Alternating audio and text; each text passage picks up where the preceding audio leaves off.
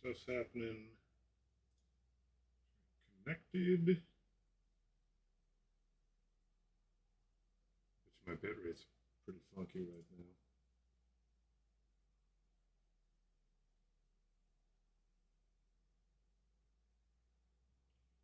One, two, three.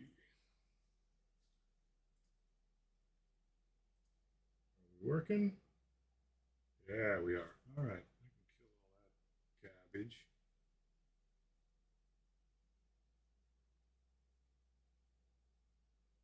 Yeah, you think I'm unstable. All right. Well,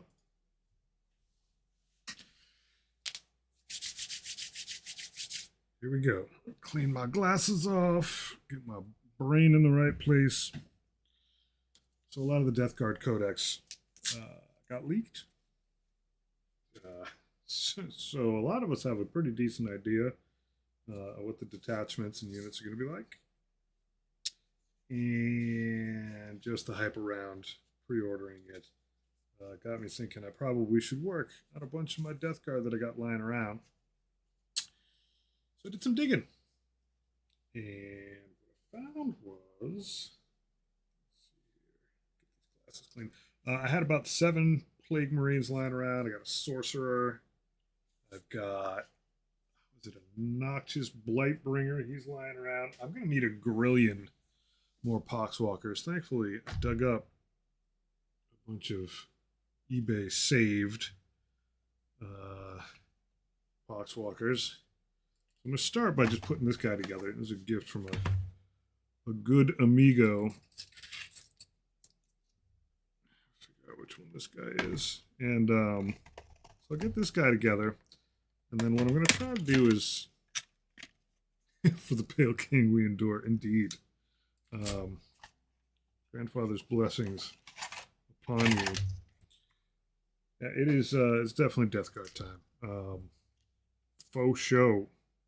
Which one is this guy? What's your name, buddy? It's not Gerg. Good to see you, Doc. It's not Colorus. It's not Clodicus. I think it might be. Wait a second. Am I wrong? Am I wrong? These guys is just straight up. Maybe it is. I think this might be Clodicus. Where's his face? I see his face. Yeah, it is. Sweet. I turn that down a scooch. Dope. This guy's awesome. It's a really good sculpt. Or no, is it Gerg the Foul? I think it's Gerg. Yeah. Oh, even better. Look at that smile. So happy to be here. I will be able to sort of supplement with a few quote unquote Poxwalkers that are from, yeah, Poopy Marines. Tonight, though, I think I'm mostly going to work on Poxwalkers, but as far as like stuff I got lying around, as far as eBay rescue stuff, I think I got 7 Plague Marines, a Noxious Blightbringer, hey, what's up, Tank? Sorcerer, hey, Miati. What the heck else do I have? I don't even know who this guy is. Is he just like a? This is my psycho ass with the video and audio not in sync. I mean, I am getting the new Death Guard box. I've already put in my request for a pre-order. Anyone know who this guy is? Is this just like a Plague Marine better dude? I'm absolutely getting the new Death Guard box. Without a doubt. So I got stuff lying around, and I got like a tray. I think I've got, let's see, 2, 4, 6, 8, 10, 12, 14. I think I got like 20 Poxwalkers that just happened to be sitting on this shelf. Needed a little bit of cleanup. And considering how many Poxwalkers I'm going to need, potentially up to 150 of them, I figured I might as well like work out some sort of scheme so that I can batch paint them pretty quickly. Where are my sheeps? I do need more Poxwalkers. I got 30. This will get me up to 50. This will get me a third of the way there. Woof. So I'm going to start, though, with Gurg the Foul. This guy's been sitting around on my shelf since, I think this is a birthday gift. Apparently it's Twitch's fault. Sweet. It's never my fault. I'm a technical masterpiece.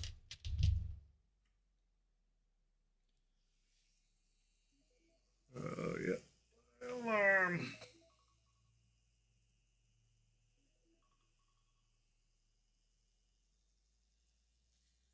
The audio and video is in sync, and the audio doesn't sound like you're going through puberty. It's good to see you too, buddy. Nah, I'm glad I'm all done going through puberty. I am so excited for, practically speaking, probably every detachment the Death Guard are going to have. There's just like a lot of fun to be had between piling on 150 Poxwalkers, and not that you need to throw that many out there, but I think 170, 150 Poxwalkers times, let's see, 15 times 60. Yeah, 150 Poxwalkers, and you still have 1,100 points to add to the army. That's not too shabby. Not too shabby at all. So the first step here, Gurg the Foul, is to slap his gun together. Make sure that that's okay. I think that's going to fit.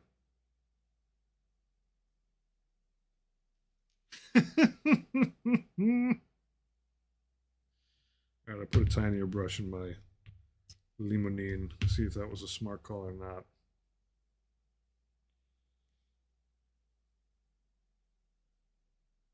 Yeah, it was. The limonene brush is just like the natural brush. It comes with a little bit YOLO. Yeah, it's a good time to like chaos. Oh, come on, buddy. Now the chips are down. Slap this thing together.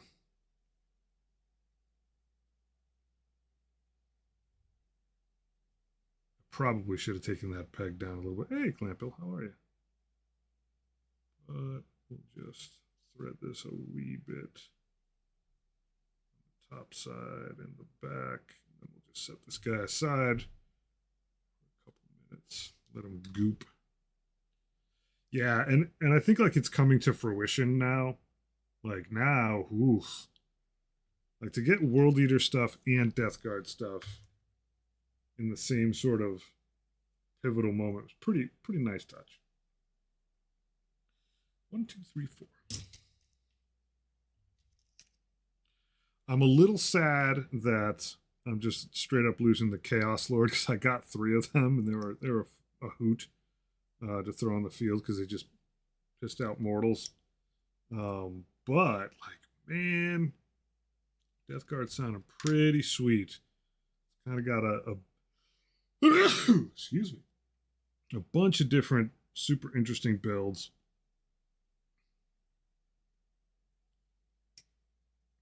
I am exceedingly happy about Poxwalkers getting Infiltrate. I am excited about new character. And he's showing up in my box of stuff whenever that happens. I think that one of the things I run into as playing Death Guard is getting shot to shit while I'm on my way up the field. So having some guy who can provide a little bit of cover for my guys, not too shabby. Yeah, Sectrix, look what I found. Oh, they were just all Poxwalkers lying around. Good to see you, man. And I got this Plague Marine hero, Gurg the Foul. Yeah, I'm in the mood, buddy. The mood struck me. Spent a little bit more time on Typhus today. He's just got a lot of little steps. Once you throw in a couple different enameling steps, slow that process down. But I think I might just add a little bit more shininess to him, and then he's going out the window. Sectrix near you. I found them randomly on my shelf. That's more randomly, like, due to my lack of disorganization. They've been sitting right over there.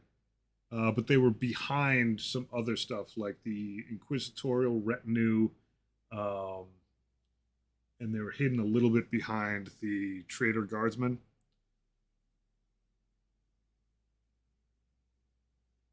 Once I watched the new Combat Patrol, I just said, what happened about that thing of don't put more vehicles in combat patrols? Yeah. So what I think is neat though about like, I mean, Death Guard do get like some pretty cool, very unique looking um, vehicles. I'm a pretty big fan. Oh, I already have one Gurg lying around with the funky face, but the funky face is too hard to pass up. We're going funky face Gurg. Oh, I should have put that in there first. Oh, that's right. I don't do that. He's got one of those little chits underneath there. It's supposed to go between these two pieces, but it never looks right. This is my birthday present. From you, in fact.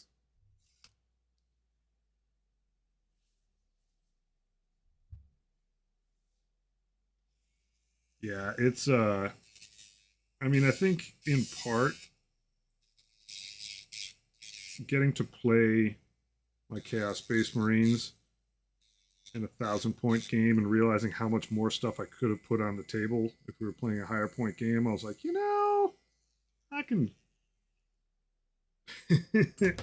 I can pause on Chaos Space Marines for a little bit.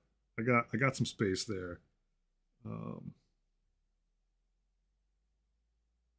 Man, I got flipping worked.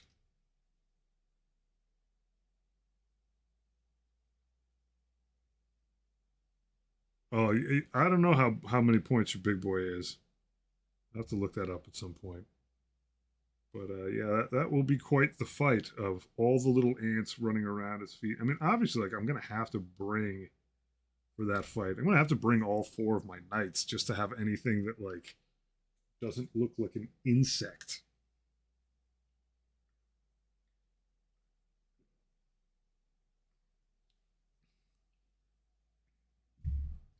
Yeah, Clample, there's definitely like a transition. I think my mic might be a little hot. Where like once you get to 2,000 points, you're like, oh, like now I have enough toys to work with. Um, Sounds good, auditor. Now I have enough points to work with that I could have very, very different playing 1,000-point armies. The point I'm at is like I want very different playing 2,000-point armies for Death Guard now. So it'd be what it be. I also have a fetid bloat drone that's getting cleaned up. He's in the drink right now, in the many times used isopropyl bath. Um, but I'm pretty hyped. Like there is a lot of really fun. Just put that guy's head on last. Fun different detachments. The Demon Engine detachment sounds really good. I actually thought some of the enhancements and stratagems were pretty awesome on the sticky objectives detachment. There's like a championish detachment, but I gotta tell you, they're like, oh, Nurglings are only gonna be in the demon attachment. I was like, oh crap! Like, what am I gonna do? I use Nurglings to have infiltrators to mop stuff up, and they're like, nah, but now Poxwalkers do. Like for a while, I was saying, hey, Poxwalkers. I was saying the Miasmic Malignifier should have been a vehicle with 0 movement that just could only take Poxwalkers so that they could have infiltrate. At least that's a little bit roundabout. Having an attachment where Poxwalkers are battle line, increasing the number of characters that can lead them. Now they inherently have infiltrate. I'm pretty sure they used to be 6 up, feel no pain. Now they're 5. Poxwalker's gonna be good. I already liked them. We try the new attachment that combines Nurgle Demons with Death Guard. Absolutely. And speaking of things I got lying around, another box. I got a Beast of Nurgle box back here that I got to work on too. I've got Rodigus. Rodigus got updated too. He's a baller. I like the demon detachment has a very much like chocolate peanut butter kind of build to it, where it's like your Death Guard get a bigger contagion range when they're near demons, and the demons spread contagion when they're near Death Guard. They basically get the aura when they're close enough to Death Guard. Sounds fun. Just like cover the whole board. Even I think it's Mortarian's Hammer. It's like the Demon Engine one. Get something where every turn you just pick 2 enemy units that are not close to yours, and they're afflicted. Pretty cool. Really not like following the directions, but I'm not sure that matters much. It's just pretty straightforward. We find out it's not. And I'm just kind of doing this as an appetizer before I dig in. All these Poxwalkers are just going to use speed paints. So they're not infiltrating like spies. It's just like bodies in the ground. Well, actually, Rykos, it's interesting because there's like a distinction to be made here. Like, in several places in the books, it's like, sure, like Nurgle demons, like plague bears, like they just come out of a puddle. But I think the fiction here is that it's just like these are just bodies that are piled up somewhere, and in they go. I am a little. I don't know. I'm a little on the fence. I think it's like good for the game. I can see your point as far as the fiction, but I would guess it's pretty hard to find any place in the 40K universe where there aren't some extra bodies lying around. Like if it wasn't 40K, I might be a little like, But the grim darkness of the far future, everything's built on a burial ground. About Kinhold. Is a Kinhold a burial ground? Yeah, I just get beat up by squats. I don't actively fight them well. I was almost putting this guy's arm on backwards. Can take their body. Oh yeah, that's right. They take their bodies to the big computer. Oh yeah, that fits in there nicely. Ah, like a fortress. Oh, sweet. I got so outplayed. It was awesome. I just got worked. I was running 2 Hellbrutes. They were good. But I had some Possessed, which never made it into melee range. That stunk. They just got absolutely shot to proverbial shite. Just got totally smushed. What's the hole in this guy's chest for? I had Red Corsairs who were able to do their job. They're supposed to get out in front and like lock down an important objective. I had Tempting Target. I was like, whatever, let's do this in hard mode. And the way the map was set up, it was like the Tempting Target was very much in line of sight of a lot of stuff. But Huron and his buddies were able to make it there and hold it down for a bit. But my buddy Will was just like, I don't want to say he was on fire with his rolls, but like he was rolling consistently on the good side, and I was rolling pretty consistently on the mediocre side at best. Um, and that in combination was just like hasta lasagna, don't get any on you business. What I do like about Push Fit is it does allow you to F around with the arms and have them sort of hold together for a second before you actually commit. Now I know those positions are right. I can just drizzle.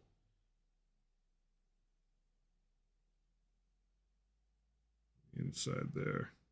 Sure, that'll hold. It can actually be a little sloppy. Get the inside of this.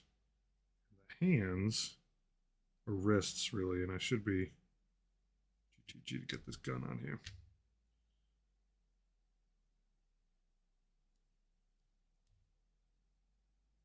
Look at that. Look at that. It's time to upload Grandpa.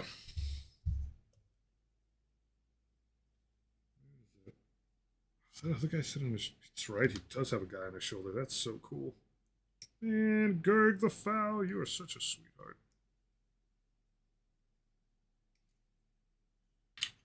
Someone's like, why do you have two Gerg the Fouls in your army? It would be like, one's Gerg and one's Merg.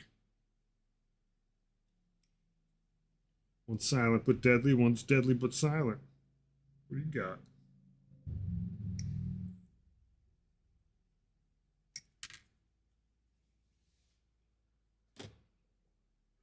Back in the box. I will say, I have had some of these guys. Is it canon to eat fried beans and fart while painting death? I don't know if it's canon. It's certainly devout. It's certainly a good thing to do.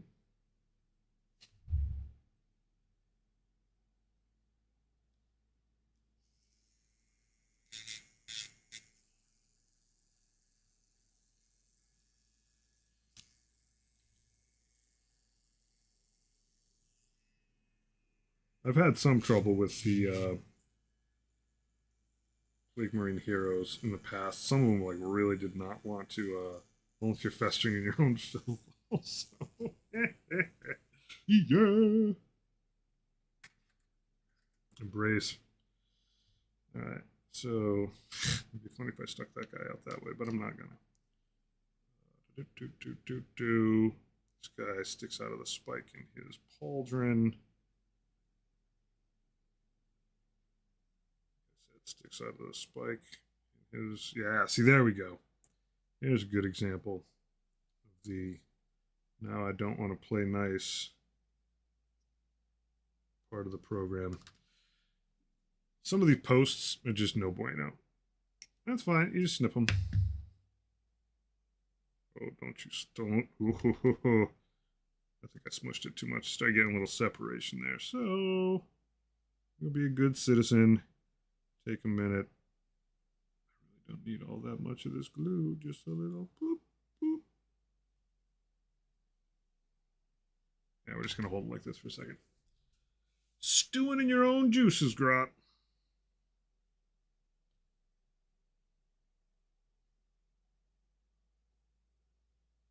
Two teenagers fill this given.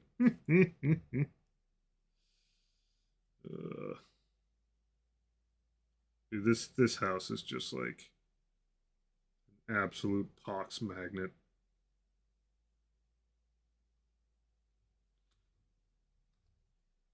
What made me start with Death Guard? I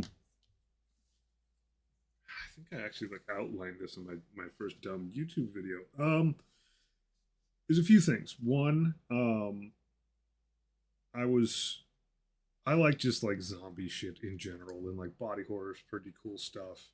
Um, undead stuff is super fun, and I really liked the aesthetic of what I had seen so far with the models. Another component of it was I I don't get tilted when I play. I just kind of show up like my regular state is tilted. Like I'd probably be a decent Emperor's Children noise marine in the 40k universe. Like I just like show up ready to rock.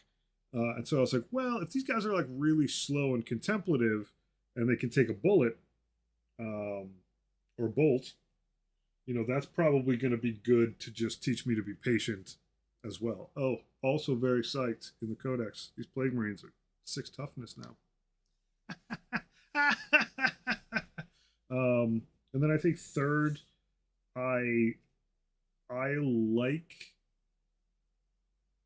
play that is like loose position play. If that makes sense. Like, um, so in, I mean, I guess the easiest way to explain it is like I had played Blood Bowl before, not on tabletop, just the PC version, and I liked playing the Nurgle team and having those like auras around my guys. Um, now they're tough as nails, or at least when the Codex actually comes out, they're tough as nails. I think a lot of the changes that they made are going to make it fun again to play. I don't know why they didn't just up the toughness on them from the start, considering they got rid of disgustingly resilient. So anyway, like I tend to play beefy classes in RPGs, like paladins, fighters, clerics, um, barbarians, stuff like that. I tend to go high con. So, there's a lot that went into it, and I knew that painting them would be interesting.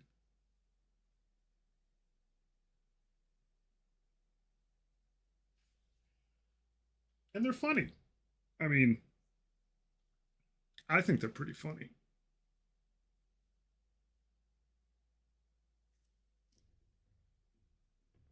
I mean, I definitely remember, being very new to this, like super, like months new to this game, uh, when 10th edition came out, and just like I stopped going to the yeah, it's time, buddy. I stopped going to the Death Guard Reddit because like it was like people wanting to jump off of buildings because disgustingly resilient was gone. I was like, come on, man, just like hold it together. I lose that piece. Probably did. Zoop. Oh no, there's that spike. Nope, that's his head. I did lose that piece. How did I lose that already? Fucking around yapping. Nope, there it is. No. Okay, that's the one we're going. Ah, that one is deceptive.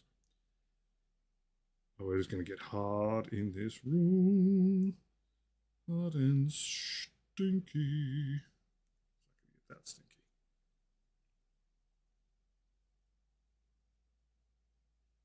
It's going to be a pain in the butt, but I think what I'm going to do at some point this weekend is take the air conditioner out of the window on that side of the room, put it over here. If I do that, though, oh, it's going to be loud. But that big curtain there kind of holds back the cool air. And obviously, I have the lights over here. Boo hoo. Boo hoo. I'll get used to it. Oh, yeah, Gerg, you're so foul. Such a foul man. Shouldn't just call you Gerg, they should call you Gerg the Foul. Imagine what this guy's farts smell like. On the Death Guard calling Gerg the Foul. I gotta clean that up a little bit. Yeah. So anyway, I just want to make sure that this guy's together so I can prime him at some point this weekend. Lean his head a little bit.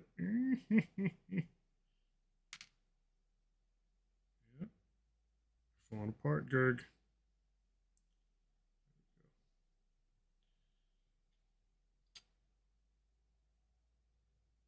such a happy dude.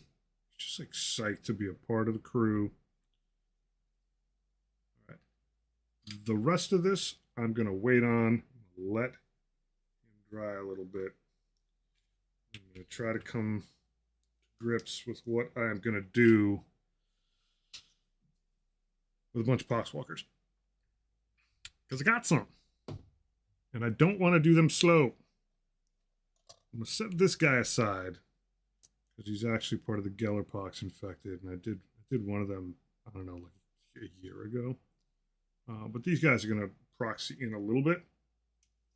What I want to do is get to some sort of scheme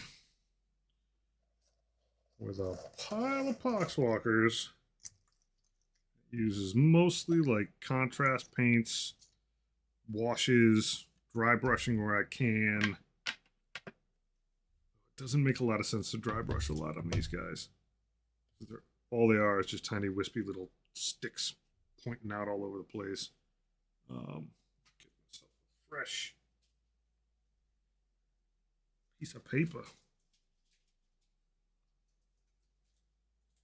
Mainly because their lore is funny. I like how the miniatures look. Gaskell Thrak is badass. Fuck. Love how happy I get once I hit 1-2 ranged attacks. That's absolutely. I mean, orcs are really like top 3 for me. Like Death Guard's definitely number 1, but like orcs and Chaos Knights are a solid like tie for second. So I definitely like that feeling when you hit something. And they're just like, they are crazy fun. In order to play them, you just have to embrace the fact that like they don't shoot well and things go, I was gonna say nothing goes wrong, but things go awry all the time with them. They have a bunch of, roll this, sometimes blow it up. Like hazardous is a way of life and a promise, not so much an impediment. They're sweet. Orcs are just awesome, and the models look great. I think, as much as I still consider myself relatively new, I think most people, when they say like, "What should I start with?" like a lot of times I want to say orcs because the body dimensions are just easier to work with, and like learning things like shading and highlighting is easier on, to me, to my mind, on orc skin because it very much doesn't look human. So you're not trying to do some weird comparison of like, can I make this look like, some perfect person? You're like, can I make this look like something that's like a cool CGI thing or a cool costume more than an actor?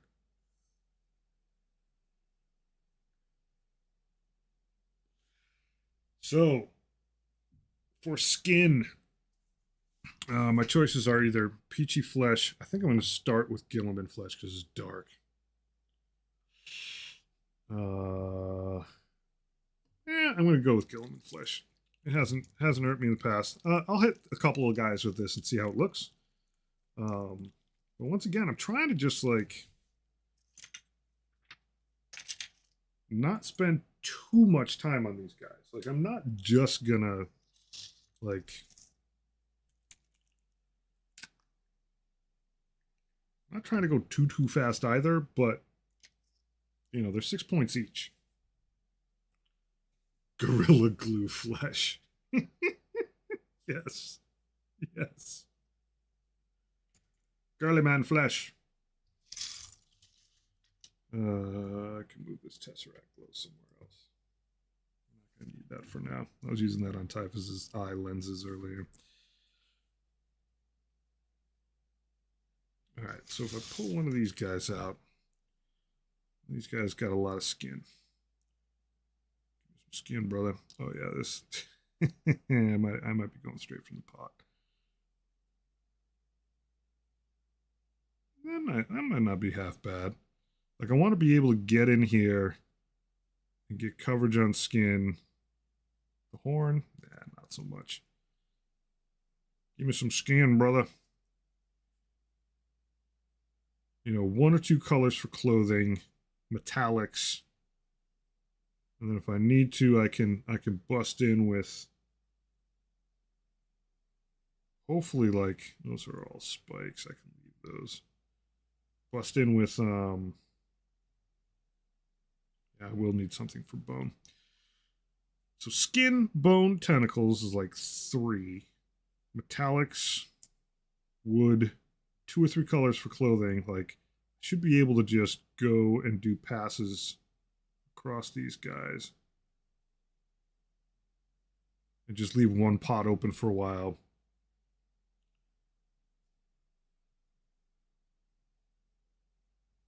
Is that too dark? I don't think it's too dark. You know what? I'm going to do too much coverage. I think for the bone, I'm going to just have to afterwards hit it. Like, there's metallics on his head, but that'll be fine. Question is, do I really need to thin this out a bit? Probably not. They're going to look grimy. I may end up hitting them with like a full body wash. Something grimy. What I used for a base coat was like, I don't want to call it dry brushing because I used a lot of, I wasn't gentle about it. I used, still out here? Instead of a white. Hey, Jim. I didn't wash, no, I didn't wash my hair today. I did take a shower. I didn't wash my hair. I don't wash my hair every day.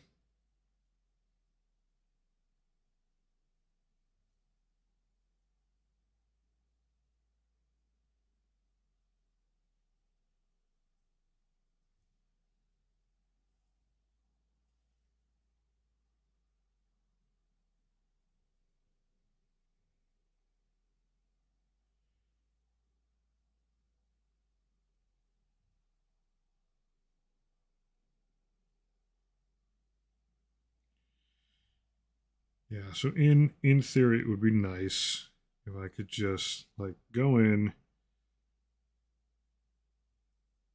be like, "Oh, okay, I got all this guy's skin. Pass him along." Just go through the whole crew and then never have to go back to this pod again. So we'll see.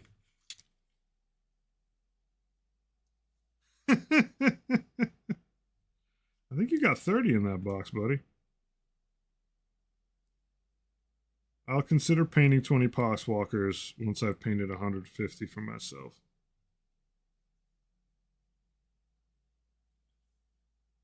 Yeah, I didn't pay anything from my viewers. Yeah, so as far as Oblivion goes, I think my character is level 3, and I'm already a vampire. It was really nice to go back and play that game. I haven't played that thing in eons.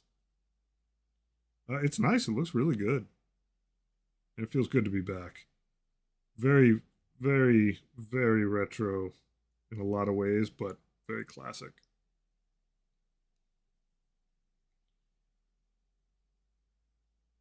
My first 2 achievements in order were like get out of the sewers, join the Dark Brotherhood. Wasted no time. This guy in his undies?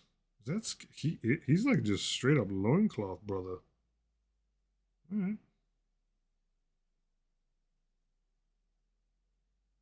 Yeah, you sexy boy.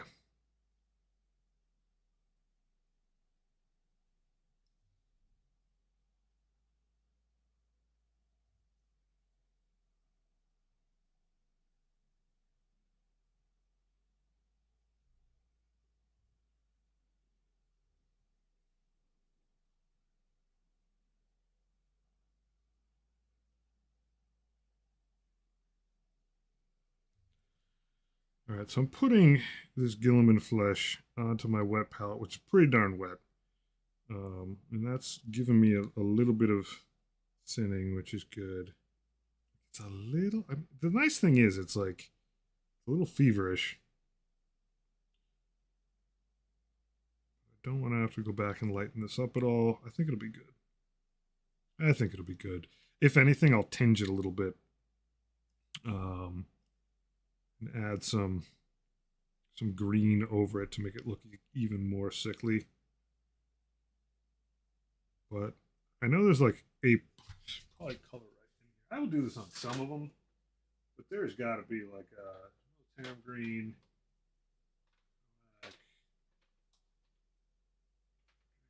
Where is it? There's like some, yeah, oh, that's Gut Ripper. I'll use this on some of them, but like Plague Bearer Flesh, I've never quite liked.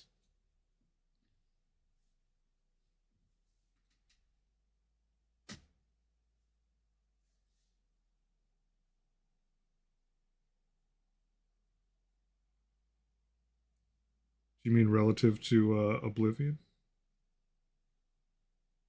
He's a smart man. He's a very smart man. I mean, nostalgia is good, and you know, a solid remaster of something old that is at least still like a modern era game. Like you can't. I don't think you could remaster Daggerfall. Like I don't think it would matter. The game design sensibilities that went into that game are so old that like it it doesn't really make sense anymore. Like I went back and tried to play it at one point. I got it to run, and it was like I think it wasn't even technically WASD.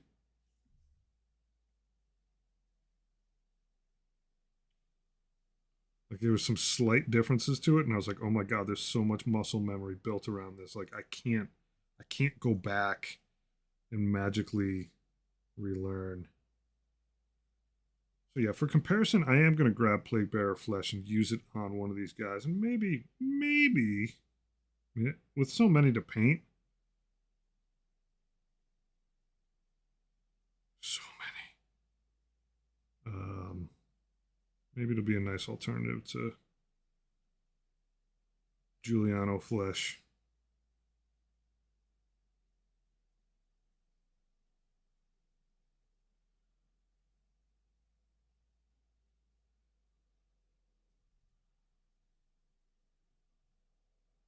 But yeah, I literally dropped into oblivion and was like, just take me home to my dark brotherhood immediately. All right, so let's clean this brush up.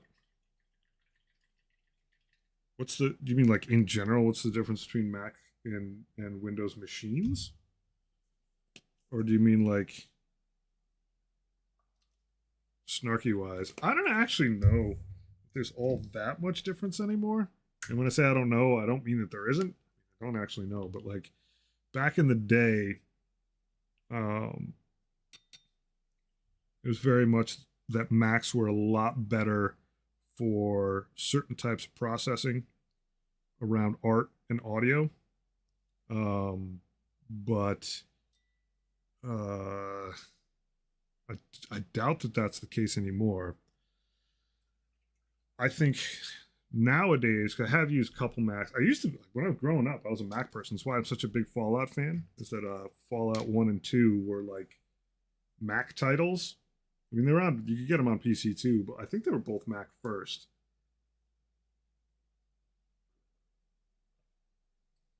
Yeah, and Mac generally has fewer games. It As far as historically, Macs have been really good for heavy processing of like 3D art, 2D art, and audio stuff. I don't know that that's the case anymore, though. At least for hey Ronan, at least for the art side of it, because so much of it is now like on very advanced PC video cards.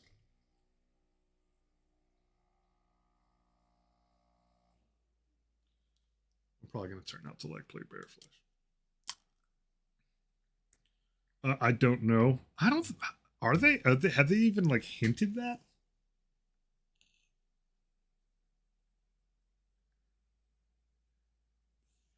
I mean, if someone could, it would be them. But at the same time, I wonder if they would ever even bother. Really? Yeah, that's news to me, brother. News to me. All right, let's see what this Plague Bear flesh is all about. I mean, it is ugly, but it's like so green. But I'm gonna really like color background, so who knows? Who knows? That's all shirt, open. I mean, this is pretty good. It's gross. I dig it. Yeah, we can do this on some of them.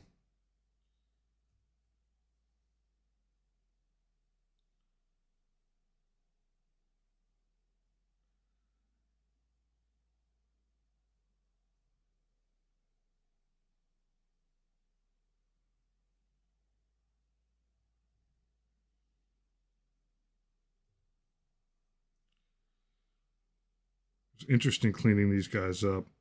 I'm absolutely sold on mascara brushes now as the like amazing tool to go alongside the Bluey branded children's electric toothbrush.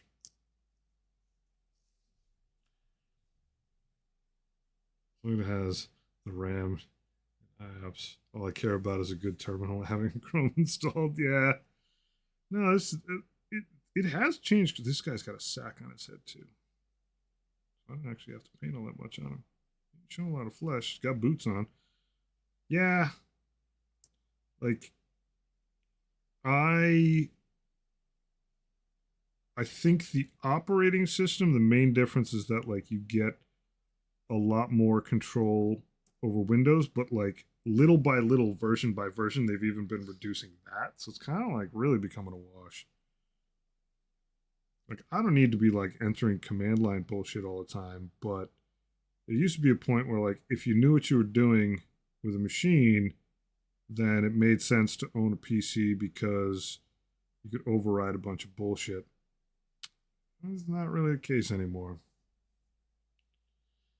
Wanted Linux so much, just having to micromanage every aspect of program. Yeah, I have a couple buddies, both of which are in IT, that like are down with Linux, but at least understand the sort of like humorous element of being down with Linux. My game that's got a demo on Steam has had a couple like Linux user downloads. I'm like, man, this thing do not run on Linux, as far as I know. Like, there's a purpose for it, but it tends to be very specialized. All right, this guy's going to also end up getting some purple on him. We'll see how purple mixes with green. Because I'm going to hit him all of his stuff. Ooh, there's an extra little flaky bit of stuff on him. And his guts. Oh, yeah, his whole belly's sticking out. Distended. So what I'll do is I'll grab Magos Purple or, was it Sigvald Burgundy? And we'll go over all the like tentacly stuff or any of the guts that are sticking out with some of that. Get some bright spots to stick out. Ham radio stuff. What? That's like super legit nerd stuff. I commend you. I was in the ham radio club in grade school. Pretty rad. All them ham radio operators going to be in high demand when the zombie apocalypse happens.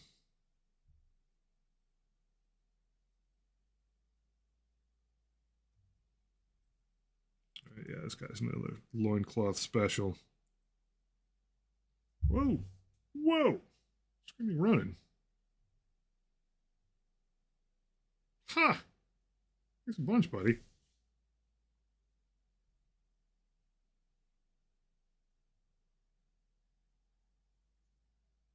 a bunch super nerd. Yeah, ham radio is awesome. Like I think a lot of it got subsumed for a lot of people, myself included. Like once the internet started interneting, it was like, oh, I could talk to weird people on the other side of the planet. But um, But back when I was involved in it, it was like, it was crazy. They moved on and I didn't. uh, that's awesome. Good. You don't have to move on. Um, do whatever the heck you want.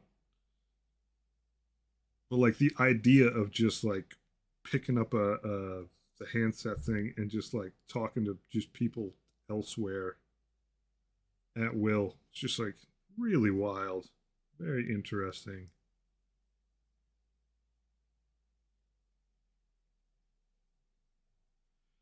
You know what? I actually do kind of like how this looks. Good job, GW. That's a not too shabby Poxwalker color. If you like your greens. I may end up going back and dry brushing this a little bit with what's underneath it just to highlight it up, but that's pretty cool. I dig it.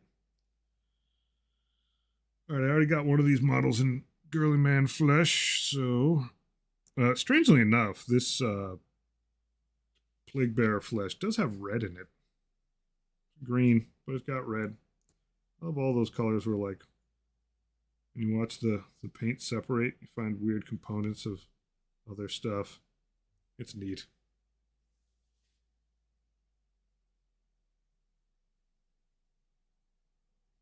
There may have been a prepper purpose. I mean, it's true, man. Like having contact with other like-minded people on your own terms is pretty good. And you know, there's a reason why in a ton of these movies it's like, yeah, there is someone who's got ham radio going and they're a conduit, like you know, The Last of Us definitely, um, stuff like that. Like information is power, flat out. Being the conduit for that is a little bit smart.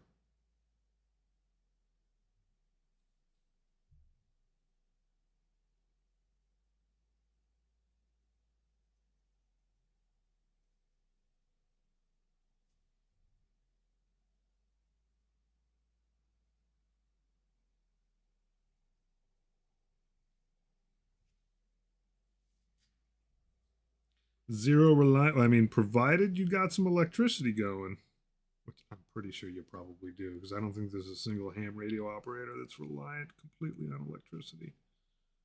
Um, things kind of go hand in hand. Um, yeah, with zero reliance on infrastructure. Like for me, my ability to survive an apocalypse is mostly based on like general building skill and all things food from growing to preserving. That's my skill set that I beg for my life with. I mean, I'm a middling archer, but hey, you can talk about whatever you want, man. We're here to hang. It's all good. I love this crap. Uh, make sure I got all the bits of this guy. I think I'm gonna go back to Girly Man Flesh for a little bit. Keep me on my toes. I just think it's important for people to like have skills that like somehow we've magically lost uh, through urbanization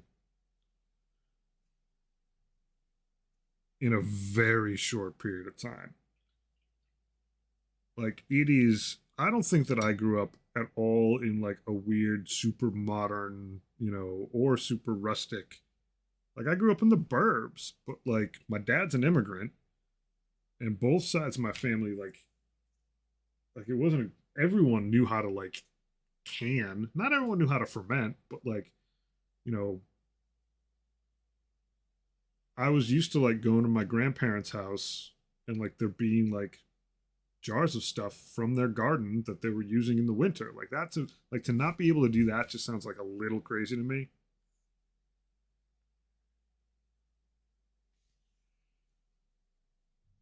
Like to not be able to hang up a piece of meat or like make sausage that is intended to hang up and just sit there until you need it. Like, I don't know. Seems sane. And a lot of that stuff's good. A lot of that stuff's real good. Um, flavor wise, health wise.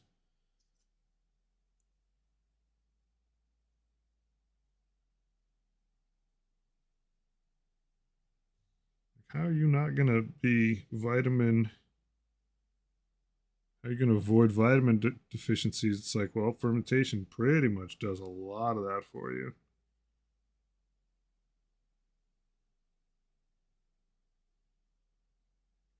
I may have thinned this a tad. It's good.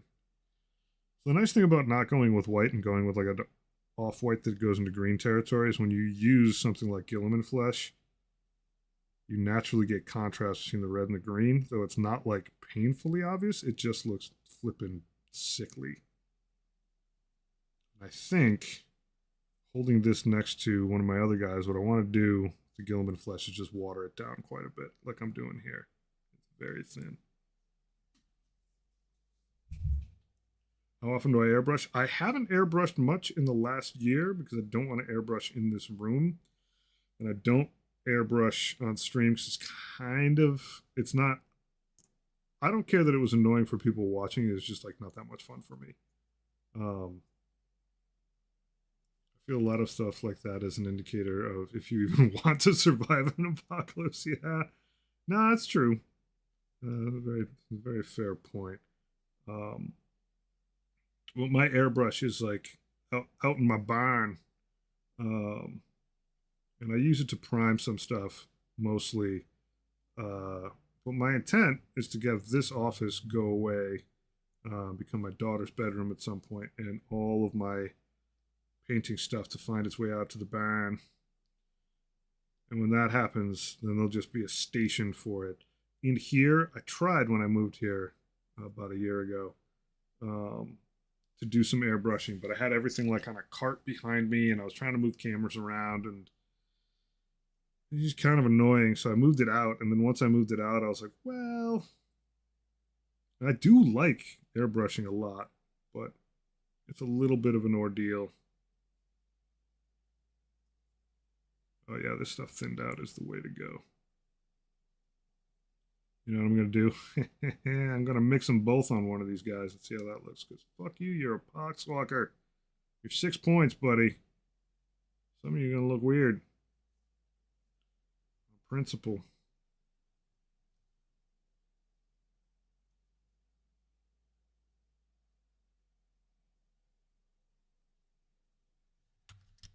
My boys are not the scouts. They had to know fire, knots, and food gathering. I actually started relearning knots.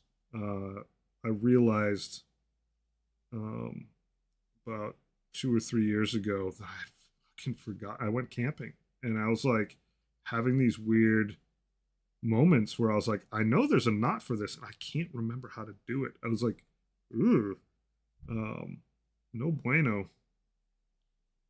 So I've been relearning knots little by little. Well, not relearning them so much as making sure that I get practice. Just I have a post out in the garage now that I just keep rope on. Probably like once a month. It's like if you don't use it, you lose it. And I hadn't been messing around with knots a lot. Gotta be able to tie knots, man. And like once you get back into it, it's all just like easy memory. It's like riding a bike. But yeah, you don't want to lose it. I feel like if society collapses, I'm okay with just checking out rather than living in the Middle Ages again. I mean, I think that's absolutely like absolutely fair. I think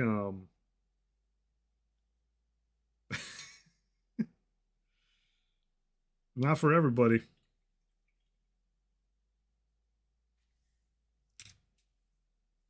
Not for everybody.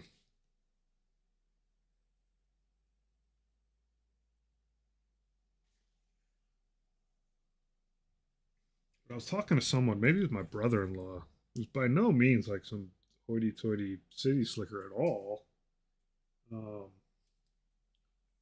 I was talking about like when I was real young, I'd go camping with a sling, um, and like me and my buddy would go camping, and like we'd bring a little bit of food, like snack stuff, but like the point was to go out there, yeah. Um, the point was to go out there and like shoot birds. No, I mean like rock sling, hunt Goliath. Um, yeah. And so, you bring some like fishing tackle and you bring a sling and like, I mean, squirrels are kind of annoying because they're so small, but you hit some squirrels up. You'd hit like some small birds and you put them on the fire. Oh, that's actually kind of nice. I like you mix of plague bearer flesh and Gilliman flesh. See, he's just mixing. This guy's so embarrassed. He's like, "Oh, I got 3 arms.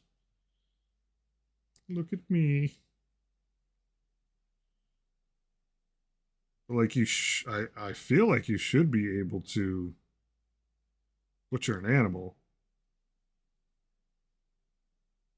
without like making your whole family sick. Seems like a thing you'd want to be able to do.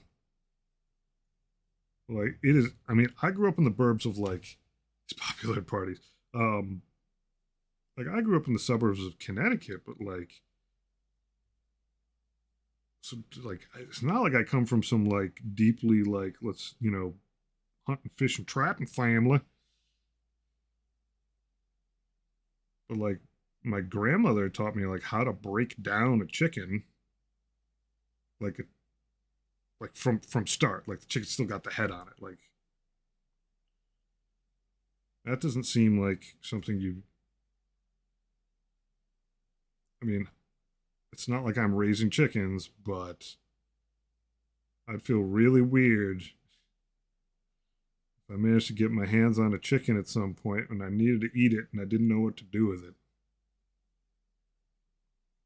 But I do believe it's like different strokes for different folks, as I think most things are. Like, I can absolutely back the argument of like, I'm not sure I even want to deal with that. I'm gonna just sit in my house and peace out. Let the world do its thing. Yeah, so you know what? I do actually think this Gilliman flesh plus, oh, that's his boot. Not that that matters. It's going to get crazy brown over it. Um, Gilliman flesh plus plague bearer flesh might be the way to go. Because this is like, you can see like on the right, it's pretty bright green. I mean, not like day glow, but it's pretty strong. It gets a little bit of tempered with the G Money flesh. Likewise, the G Money flesh is pretty red.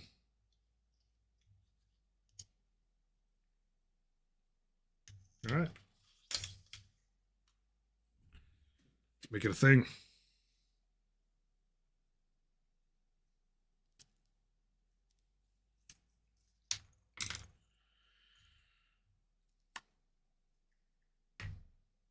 One of these.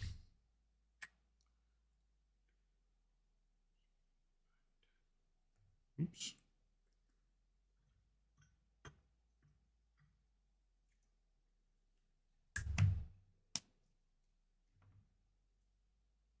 One of these. I'm going to be painting poxwalkers till the end of time. I got to get up to 150 now.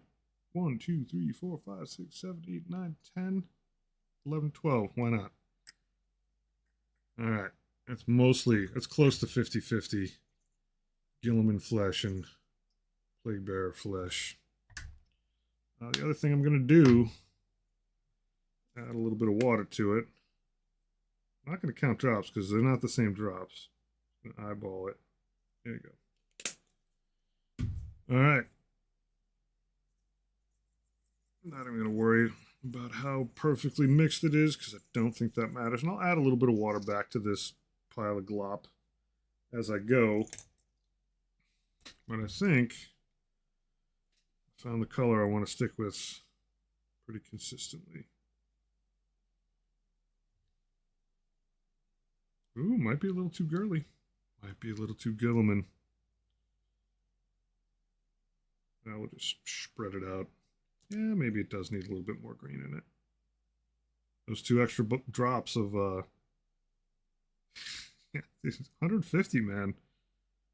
That's a new Death Guard detachment. Their battle line. Poxwalkers are battle line, which means you can have 6 units of them. Up to 20 per unit. And then, if you're playing a 2,000 point game, the second, third, and fourth round, you get to pull in a free unit of 10 of them. It's so silly. It's so silly. I love it. So crazy it just might work. They do get buffed in the new rules. They have Infiltrate now. And I think their Feel No Pain got a little bit better. There's a detachment that's pretty much just like, yo, you like Poxwalkers? I got some shit for your Poxwalkers.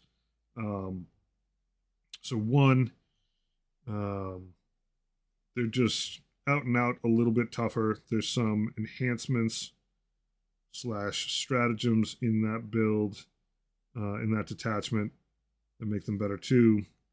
And with Infiltrate, just start them in the midfield somewhere. You can screen a ton with them. And with, let me make 100% sure I'm not full of shit. On this one matter, I'm definitely full of shit in a lot of stuff. Just check over here. Let's see.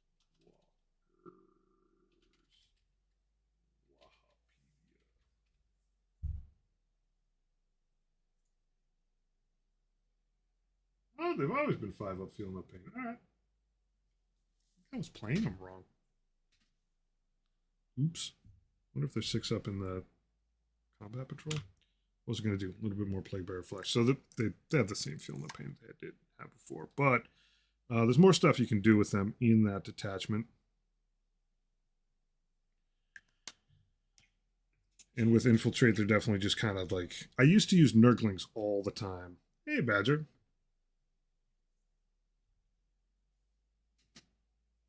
140 points. Yeah, so Poxwalkers are absolutely just like dudes that their job is to just get shot the F up. But they do, when they kill something, a lot of times they bring more Poxwalkers back. And if Typhus is leading them, then his BS, his Psyker BS brings them back. And so they have a lot more durability. It's just that they're all melee. So a lot of people are like, oh, you should only do cultists. Don't do Poxwalkers. You don't get to shoot anyone. It's like, I gotta tell you, like, cultists are not very good at shooting. If you're relying on them shooting, they have Scout, which is nice. Their Zangors never took a bath. I mean, never is a strong word. They don't bathe anymore for sure, except maybe in filth.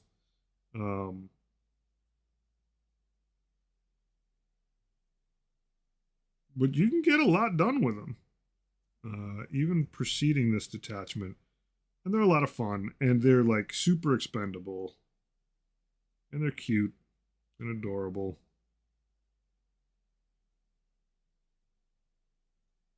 And they're some of the first models I ever painted. So basically, after the Games Workshop test models that I got, the freebies, these are the first guys that I did. So I got roots with them. And they're also really nice just like on a shelf as counterpoint to your other armies.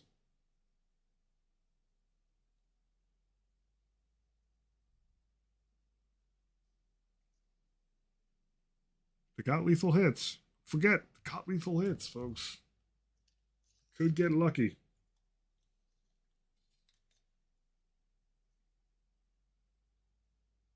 Yeah, there we go. That guy's hand's kind of jacked up. I might need to reprime that hand. I didn't realize how gnarly it was. go on heavy and then just keep moving the stuff around to thin it out.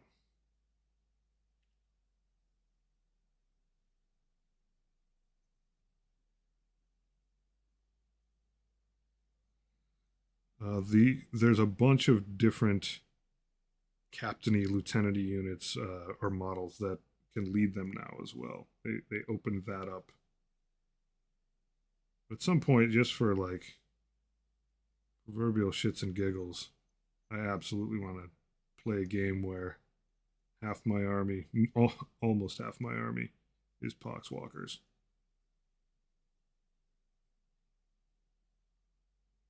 And a Chaos Knight. Tee probably will do that. Do Poxwalkers and like vehicles. That's it. Poxwalkers and Plague Marines would be pretty nice, but I'd worry that like my own guys wouldn't be able to get around. Plague Marines.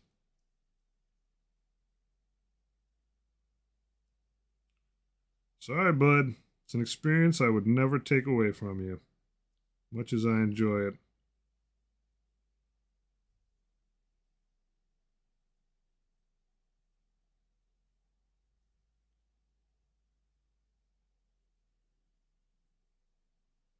It's actually, she probably have the points to cash in to get them all painted. Big spender. Though I've been on a lot less, so. Oh yeah, bloat drones. Bloat drones. Yeah, those are the bloat drones are only in one detachment now.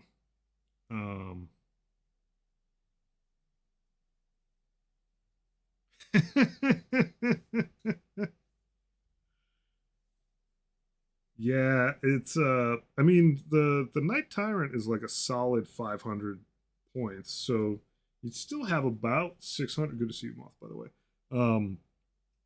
You still have a good 600 points lying around to do things that are sane. It took 3 hours to paint gold on 8 pieces of terrain tonight. Woof. Woof.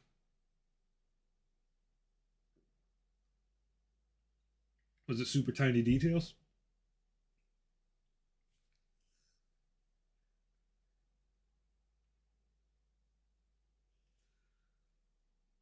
I mean, frankly, that Night Tyrant in the back, just like butchering vehicles wholesale that try to get in the way of my Poxwalkers would be pretty nice. Lots of trim and windows and yeah, that'll do it. Lots of like long, straightish lines that you just got to pay attention to.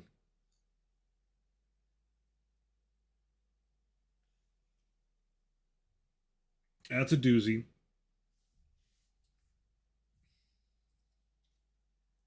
But does that mean you are done with that phase? Like, did you reach completion? I guess is the main thing.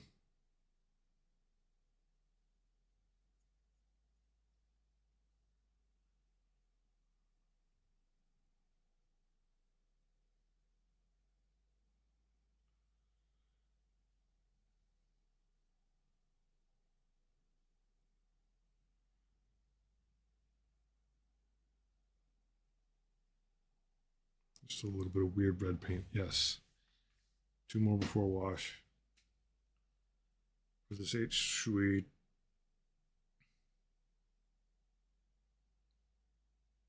It's a fine, fine journey you are on in terrain months.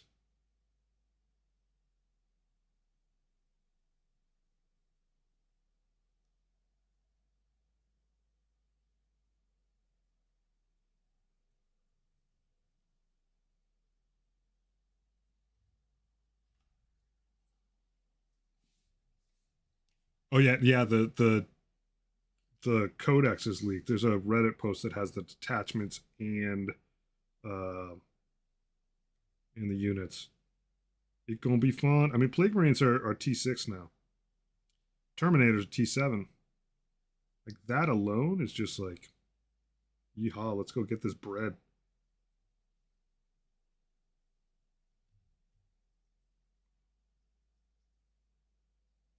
I'm gonna fight Votan with my Death Guard. Be like, guess what? Shoot them all you want on the way in. They ain't gonna drop as easy as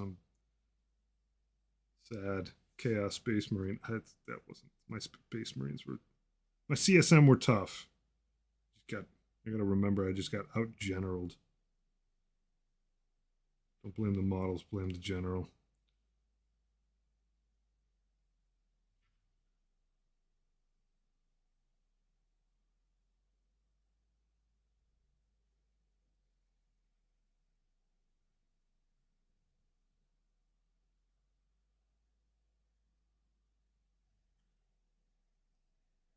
Yeah.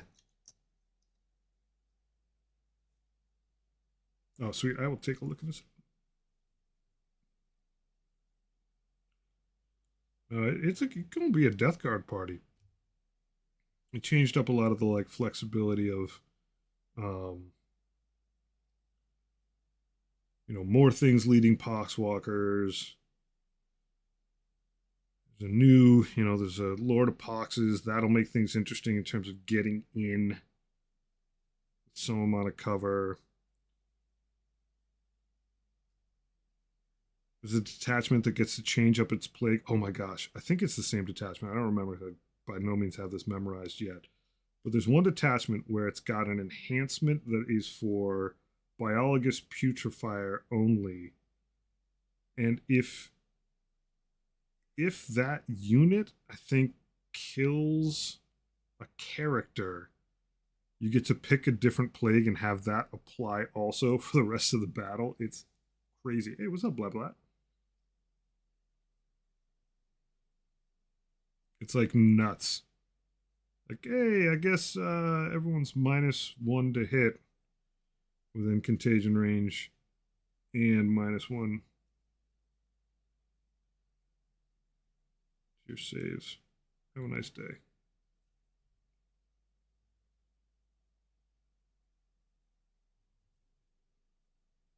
Gotta get in there with someone that's got precision with the guy and just go nuts.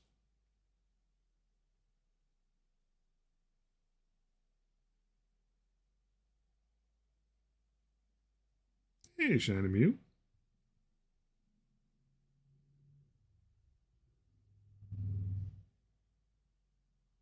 Stuff. Get around that horn.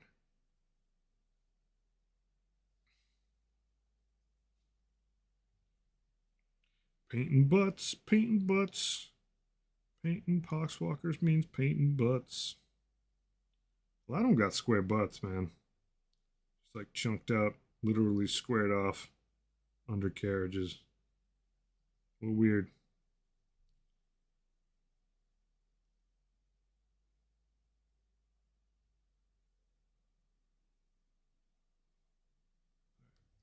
Clean this brush up a little bit.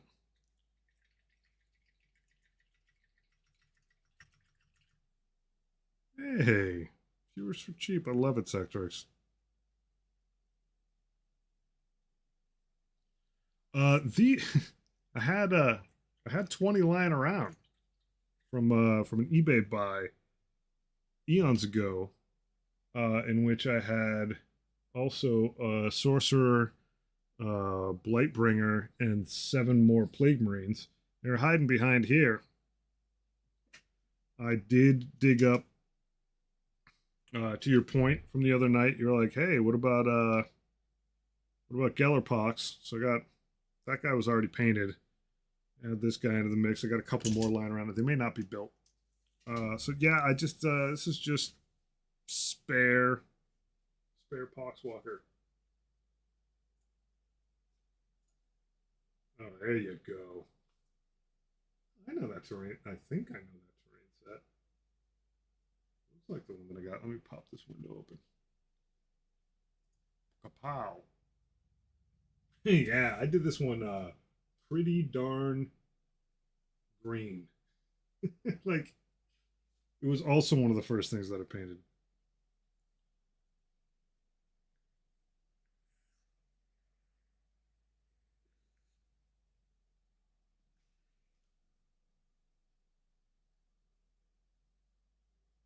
It's fun terrain.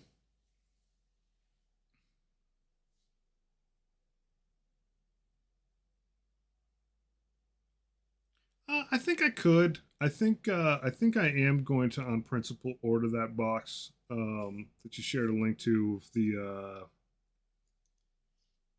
not poxwalkers, they're dead walkers. Those are neat.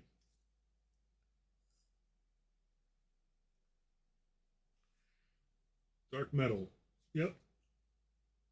Skulls. Yep. Wash. Call it. Yeah. Good. I like this terrain, this little terrain set because it's super sturdy. Like it's got some like oomph to it. Some of the ones that are just like little wall, like L-shaped walls, are like kind of super flimsy. These ones got a little bit of mass to them.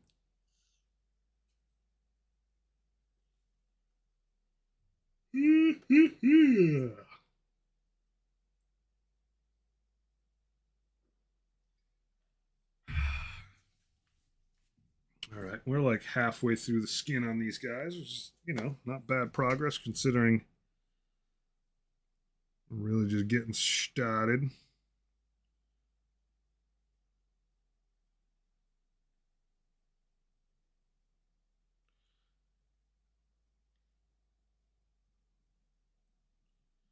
Man, I'm looking forward to just bringing in 10 more Poxwalkers on turn 2, 3, and 4. And just keep overloading my backfield with them. Just let me rush forward at a speed of 4 or 5. Not have to worry about the backfield. Just have enough meat in there. There's also there's a stratagem that allows you to deep strike an extra guy when you're in reserves, Poxwalker unit, as if it was turn 3, which pretty nice.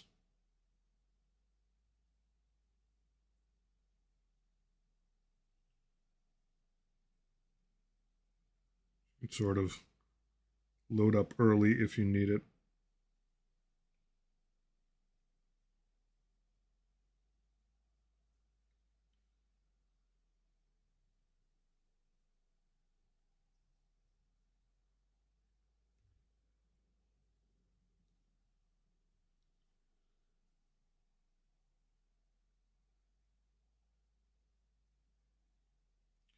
What boils you have, my friend?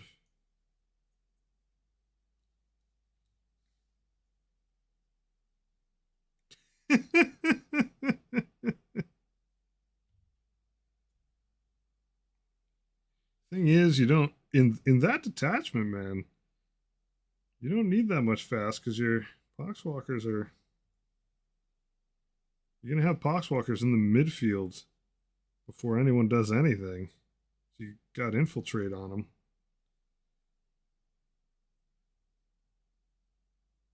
It's gonna be fun. It's gonna be a good party. I don't know that it's gonna ever win, but as far as like theme armies go, I guess what it really is just like being the dungeon master for the other player and just like horde zombieing up. Seems like a fun thing to run. The other reason why I don't worry about having so many Poxwalkers is they're really good for like D&D and other tabletop games. You just like sub these guys in all the time for zombie hordes.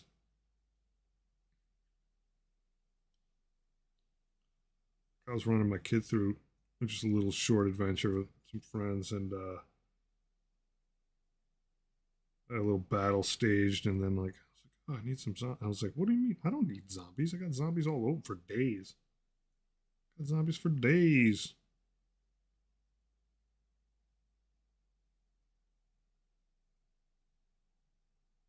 Yeah, that mix is nice. Gilman flesh plus plague bearer flesh. Space Station Zero and Space Weirdos. I'm not even familiar with Space Weirdos, but I like it already. What a name!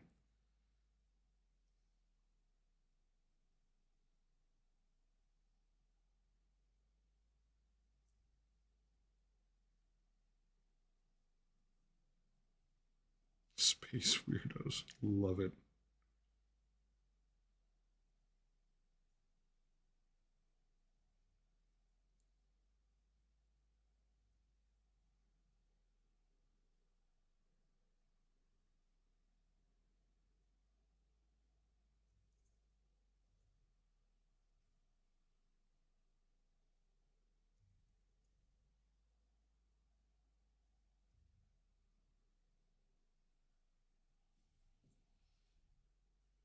And it's good because they're on super small bases. So like you have your checkerboard or hex based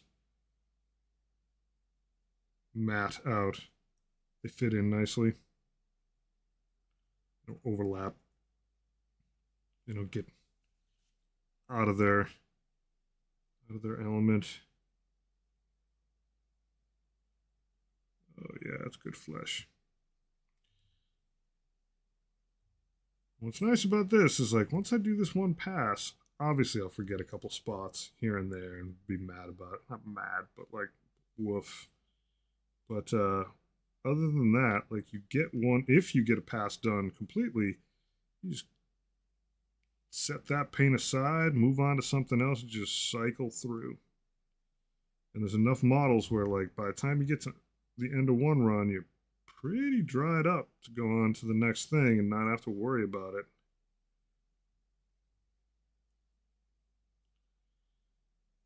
He's good. As far as feeling like you're making progress, man, there's no step of this that is like weird preparatory. You never see it in the end, but you got to do it.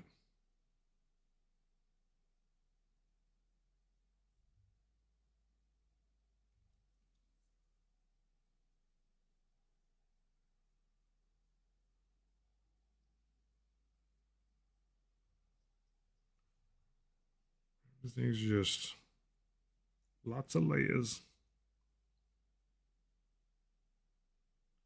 Be relatively sloppy with the skin because everything next to it's going to get some darker. Like even these tentacles, I'm going to go over them with purple and crimson and stuff like that. Whichever one I choose. So if they get a little of this Plague Bear Gilliman flesh combo, it's fine. Everybody's fine.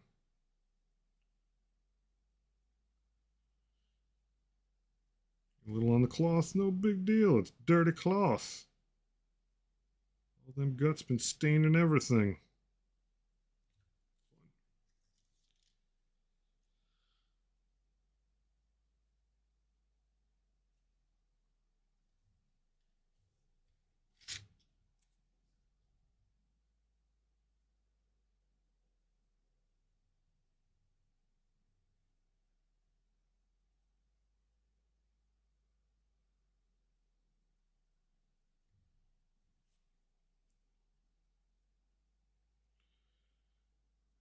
Oh, so happy, little Poxwalker.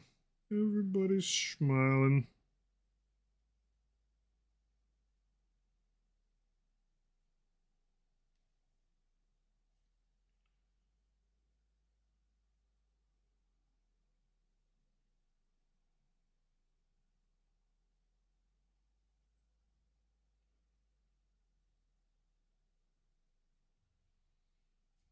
This guy used to be important. He's got all those little subdermal or through dermal connection doohickeys. He was going to be a space marine one day. Papa Nurgle had a change of plans for him.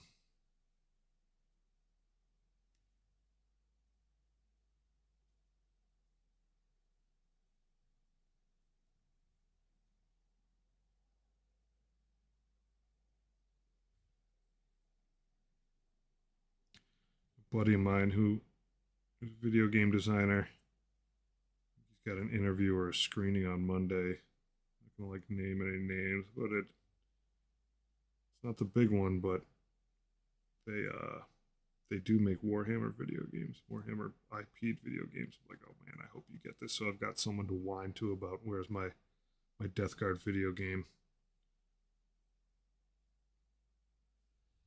First got into painting. Them lizard men were the cheapest GW sprues on eBay. Nice. So I learned on them. That's all I got from there. Yeah, well, that's actually a pretty cool story. I love stuff like that where it's like, here's how I got started. It's like here's what I could get affordably on eBay. It just sort of becomes like your starting point. It's neat.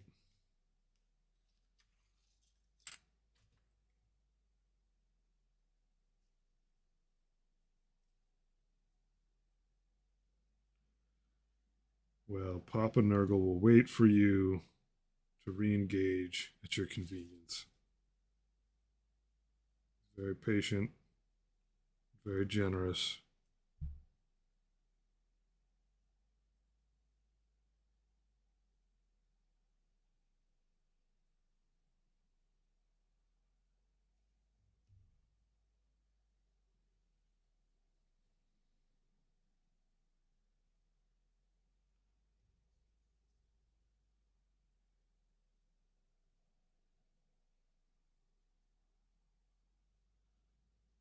All right, you've got a sack on your face. I'm just going to get a little bit in there where your face sort of sticks through it. This hand, catch these hands.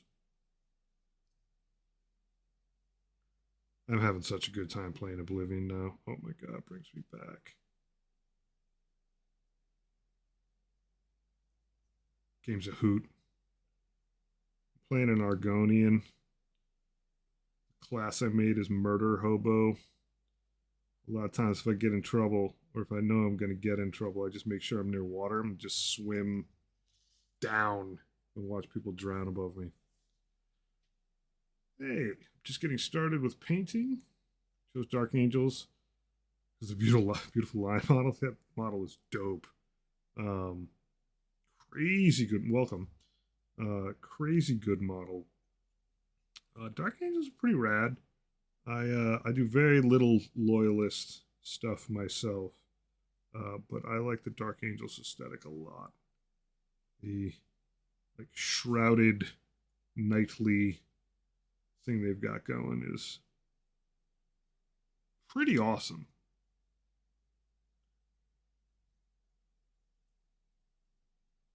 All their little buddies that hang out with them, like sensors.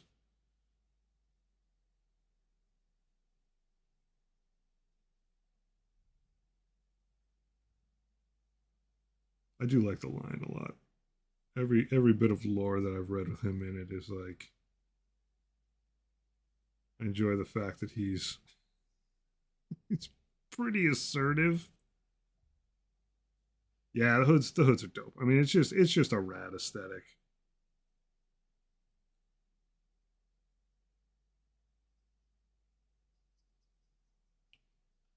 It's got a lot of like good Holy Crusade vibe to it. Plus, one of the only good guy Primarchs left. Cal's got 4 lying around. You take your time with all your loyalist stuff. We'll be waiting. Got all kinds of good stuff over here. It's true though, and man, like I read the Lion Comeback book, and I really liked it. I thought it was good. It was like lots of like good Arthurian legend kind of imagery going on, and the fact that like he is older, like he's been missing for a long time. Doesn't know exactly still what happened, but um, the fact that it's like an older, wiser version of the lion, I think is really interesting. And like really not knowing what went on back in the day, the fact that like Legion's really 2 different ones. Maybe he might be. Dorn isn't dead. He's just sleeping. He's just like the lion. I think Dorn is just sleeping. I mean, I do strongly believe that like there are more Primarchs coming back. Like that is just like if you were looking for a sales pitch of why to bring back Primarchs, this discussion is that. It's like, oh yeah, these guys look awesome. I like their aesthetic, and they got a Primarch. It's like, yep, playing hooky with Cypher. Oh, Cypher. Love the fact that that's data sheet. His melee weapons are his ranged weapons. He just punches people with his guns. Pistol whips guys. I think it is possible for every Primarch to come back. Who knows if I'll be 80 years old by the time that happens? But I've seen some, but I haven't seen a sanguineous one. Um, my fan theory is that Ferris Manus is going to be one of the sometime soon ones to come back in the next few years. My theory is that Trazen, sometimes called Trazen, um, has a Catan shard in his museum, has a clone of Fulgrim. Um, not a bad theory, Sectrix.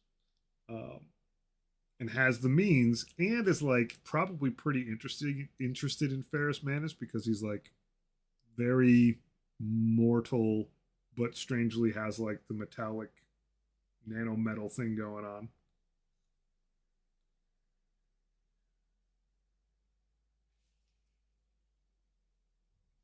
It'd be pretty awesome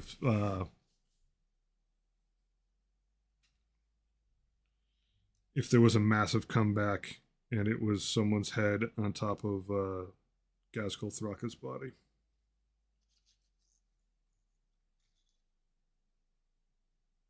Like, we gave you your Primarch back.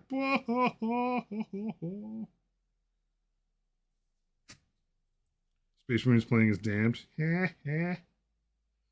Nice. Oh, yeah, that looks good on you, buddy. You are ugly as fuck.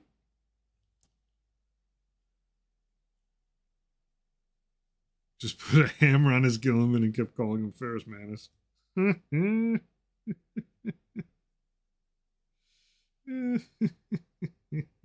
love it. I love it.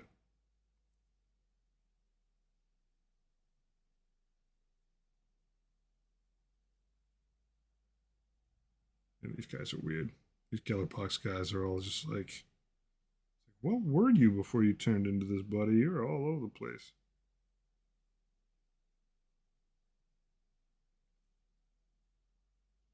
Poxwalkers, it's like, kind of makes sense. One of the guys looks like he just got out of prison. The fireman dude. Gellerpox guys are just like, I have a weird metal head with diode-ish things sticking out the sides. All right. All right. I don't judge.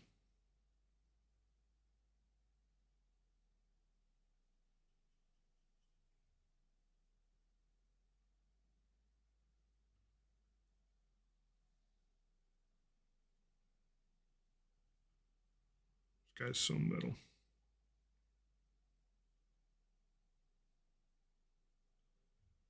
We got peg leg too. Baller. Gilliman with a hammer. Love it.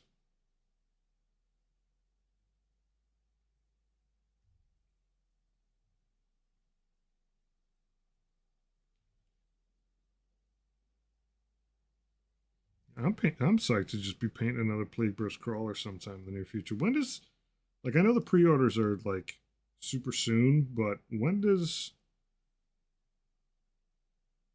things ship? The new Death Guard slash World Cheaters, World Meters.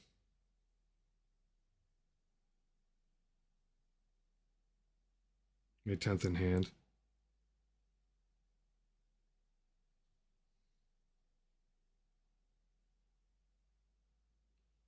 Sending Titus models to stores that day. Eh. Eh.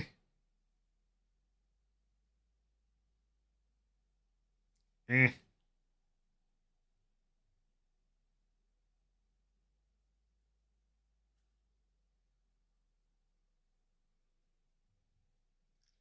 I appreciate the heads up.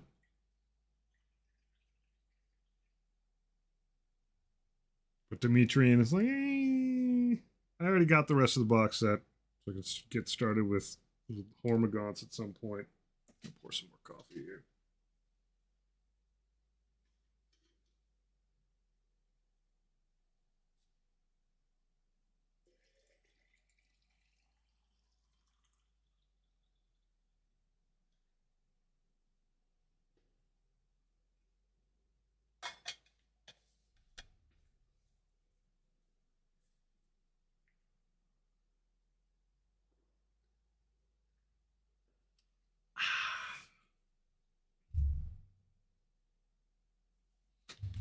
All right, I think we got 3 more to go. And then maybe I'm not going to do metallics next. I could have around with cloth. I got some bones. Bones! Yeah, bones are actually. Maybe bones next. Cross that bridge when I get to it.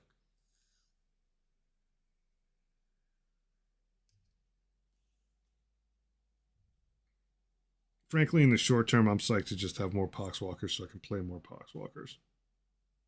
Even before the Codex comes out. The next time I play will almost certainly be after the Codex comes out. One thing I'm a little sad about, but like it does make sense, is they changed the one plague format that was not format, the one plague type that was like, hey, enemies contagion. That's what I mean. Enemies in contagion range of -1 to ballistic and weapon skill. So you could double on that with a minus to hit. Now it's a minus to hit, so you can't double it up. But they try really hard not to let you double dip, but man, that was good times for a while.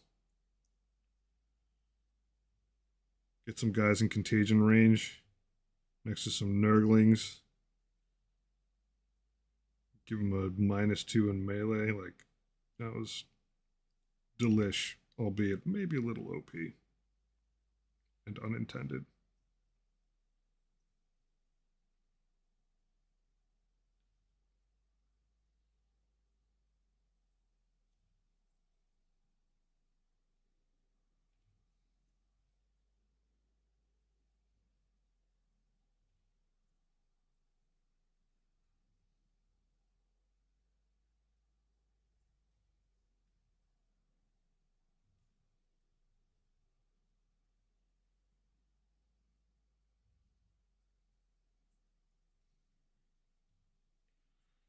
Make sure I sneak in there, get that belly.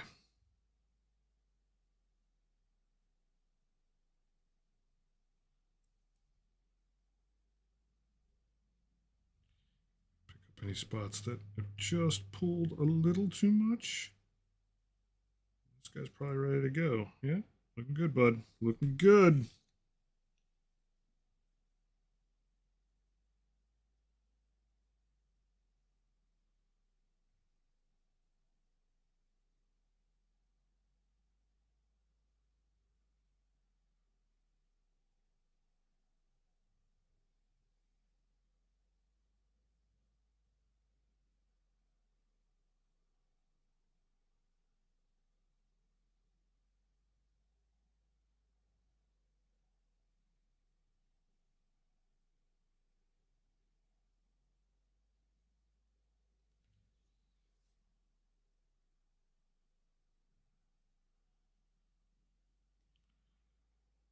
Yeah, like this guy, he's just got like a straight up squared up butt underneath there. Like they just squared it off so you like wouldn't end up seeing his junk and his taint.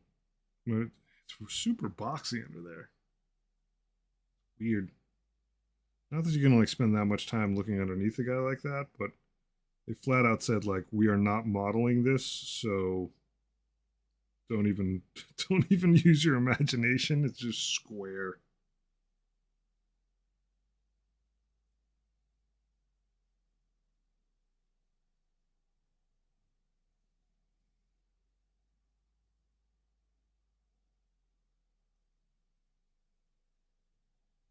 There's definitely some Space Marine models that are like that too. Where it's just like, nope, under the butt, squared off. Maybe it's helpful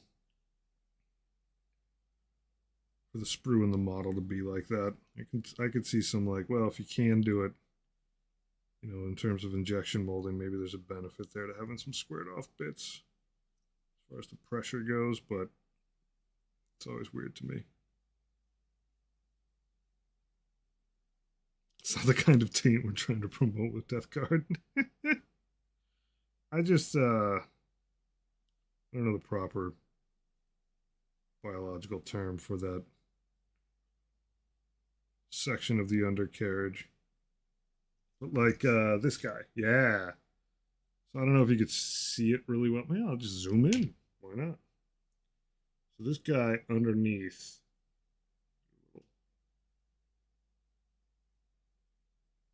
Straight up flat underneath there. Like a box. Weird.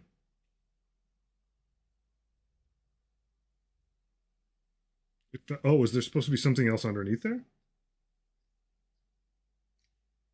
Oh, or do you mean his bits fell off? If I hold this like here, what kind of focus are we looking at? Papa Nurgle's gift of abstinence. That is so not Nurgle. Fecundity, my friend. Important. Very Christian angle of Nurgle.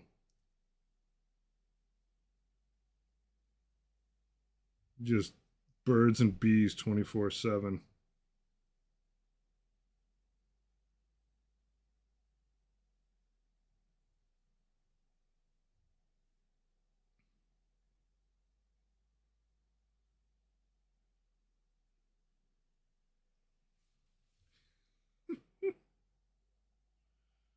Oh, good times. Good times, buddy. Yeah, I'm definitely going to wait on metallics. Definitely going to wait. Not the right step for it. Spin this guy around. My main concern is like, how do you paint that? Because like, if I do this loincloth like colorful, and all of a sudden I got to do color underneath like that, or I could just do it black, but then it looks like he's got some black just junk box. Weird. All right. I am overthinking it. No one's going to look under there except for Sectorix.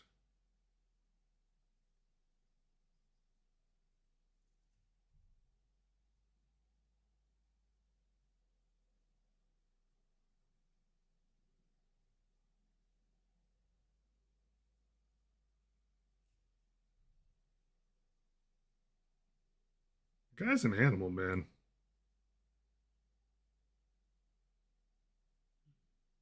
Paints all kinds of stuff underneath his orc bikes that there's no way for a human being to see. Guy's just thorough. Gotta respect it. Gotta respect it.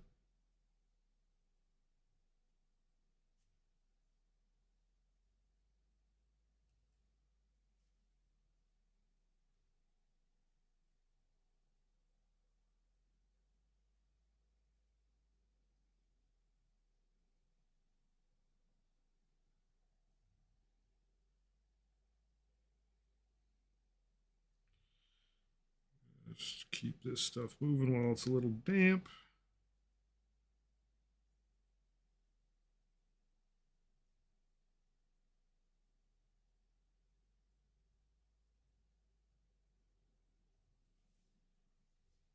Try not to, but I do a lot of time. I don't even have this thing in this shot. What a bum. What a bum. That's a little better. Focus. Focus. There we go.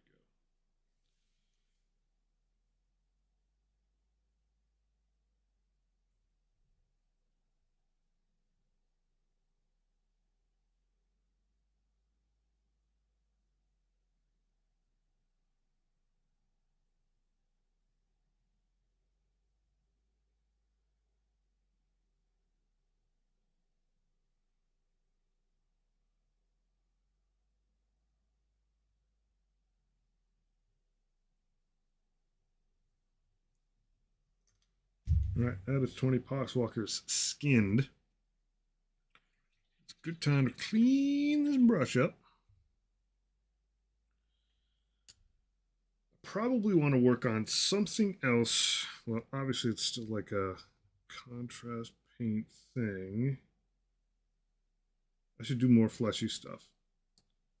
So, similar to what I did with the skin, and I mixed Guilliman flesh with Plague Bearer flesh. What I'm going to do this time Because I'm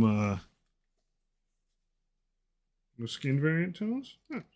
Yeah, those are different. That guy's a little different. Depends on how mixed it is. And I started with no mixing, so I'm in there. I'm going to do something similar with Sigval Burgundy and Magos Purple for the guts. Point proven. Just checkmate on Moth. No, don't you worry, buddy. They're not all from the same planet or the same genetic background. Skin shouldn't all look the same. Feel you. I'm going to take some Magos Purple and some Sigval Burgundy, mix that together. I'll get you one day. I'll get you, Otto. My character in Oblivion is named Otto von Dingleberry.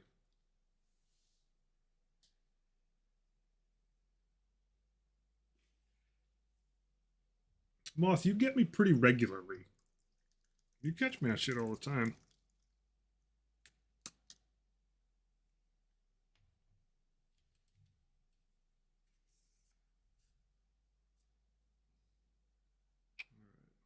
One, two, three, four, five. Yeah, that was way more than five. Wow, this Sigval Burgundy is like a weird paint. Texture-wise, it's very slick and slimy. Like, excuse me, I should have just chucked this thing. Like, yeah, this thing's dead. I can't do anything else with this guy. Tried cleaning him out. I'll take your word for it.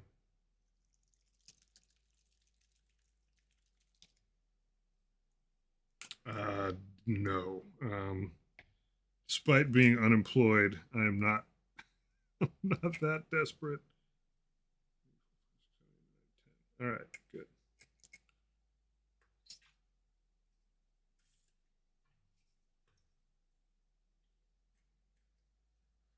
That's what happens when you very quickly clean out Magos Purple. Very different texture to it. Listen to that sound. There you go. It's relatively clean. Clean enough to use for some other purpose at some point. Sigval Burgundy, like, I think it's just got that texture to it where, like, you would absolutely ruin your clothing if you got it on there. Which is going to be faithful. I'm, like, probably going to tip this little cup. I'm going to water it down a little bit. Kind of a lot. Reds and purples are going to stand out a ton on these models. It's okay if it's still a little bit swirly. Scooch everyone over here to make a little space. And so I can spill paint all over them. And then that'll give me a little breathing room back here for some place to put them as they come off the line. What I'll do is I'll dab onto my wet palette a little bit just to keep things. Yeah, this is the this is the water that I tried to clean that off and totally wrecked. So front body panel where the head connects is either 500 milliliters of resin or 140 hollowed. Good gosh, what a difference.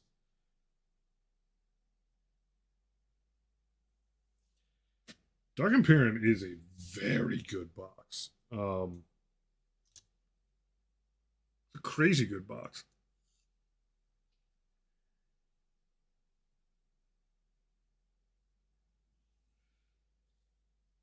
Oh yeah, volume and cost. Yeah, that's no absolutely. Well, that's like important information sector. It's like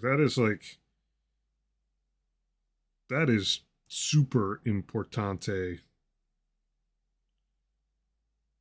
I mean, printing your own stuff is for the purposes of, a big part of it is cost saving. Some of it is just for the joy of printing your own crap. Like, don't get me wrong, but cost savings is important daily.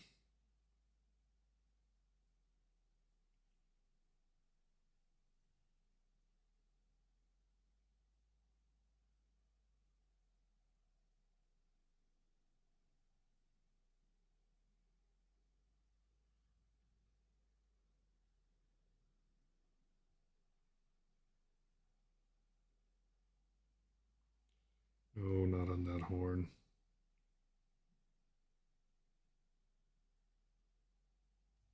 Maybe get it in the camera shot.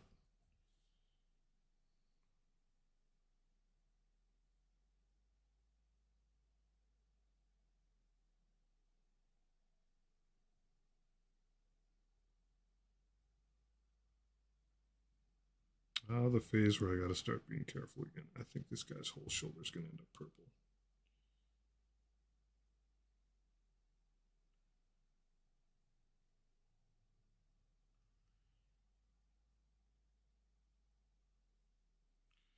Any spots that I want to have significantly darker, it's just going to be a second pass of the same stuff. Go whoop, darken it up.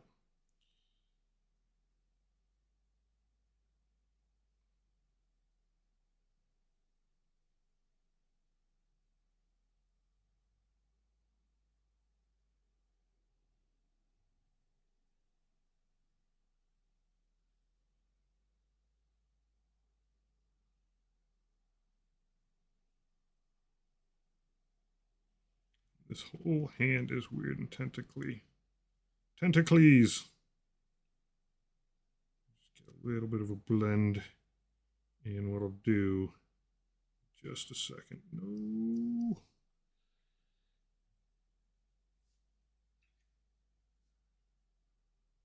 Swizzle that a little bit, and then I'll use that to pull this up a little bit. It's just a wet brush with water. Just use that to blend a little bit. Just let the contrast paint move around a little bit, so you don't end up with a hard line.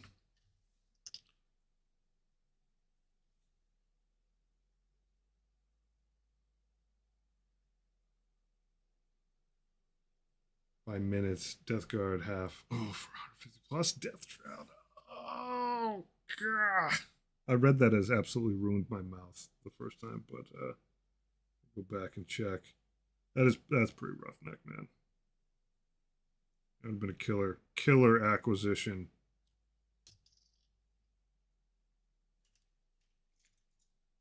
Well, I mean, at least your month's ruined.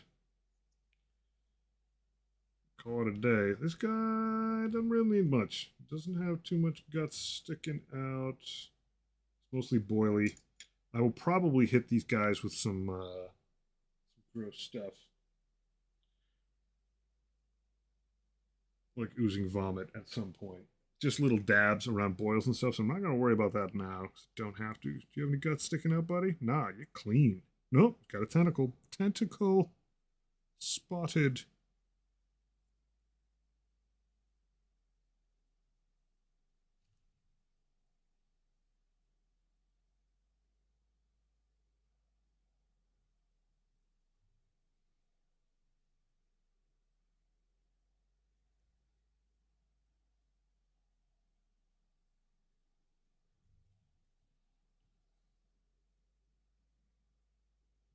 All right, you good? You, buddy, are tentacle free. You're mostly spikes, aren't you, pal? Yeah, I'll hit him with a little back here. A little gutsy. Just let that drizzle in a little bit. A little bit right there. Mm-hmm. Be the back. You got it, buddy.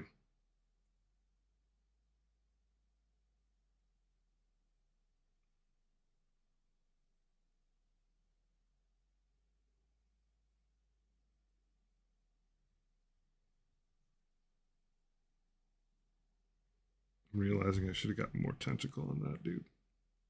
We'll do it in a second.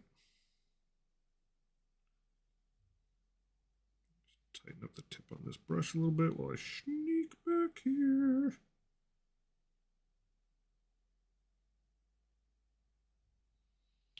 Dot, dot, dot, dot, dot, dot, dot, dot. As you sort of get close to the line, you can just kind of stipple a little bit. I'm just going to get some water onto this wet palette. Freely go over here and then just. Go, buddy. Go back and fix your brother from another mother.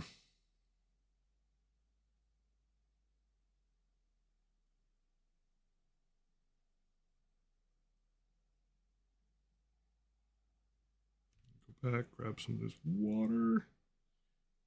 Just dab, dab, dab, dab, dab. Just let the water do its thing. Smooth things out a little bit.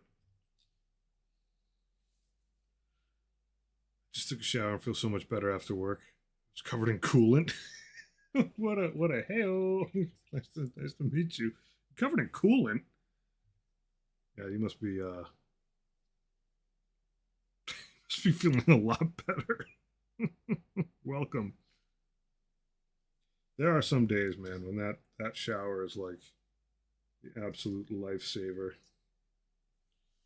Go back over this guy a little bit. Smooth things a little. Redampen. I absolutely have moments in the summer where I'm like, man, nothing is right until I get that second shower of the day in. That hot day shower. Very different than the general purpose get up in the morning shower. Both are important. But spending a lot of time out in the yard does make for that, like, ugh.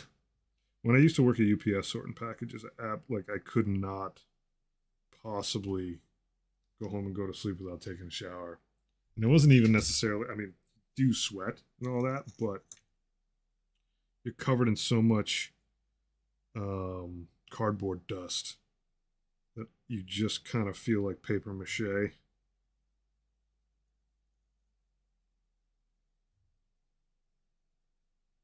don't think it's as bad as coolant.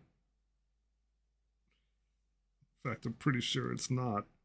But you get my point. Point is that I'm there with you, brother. Solidarity.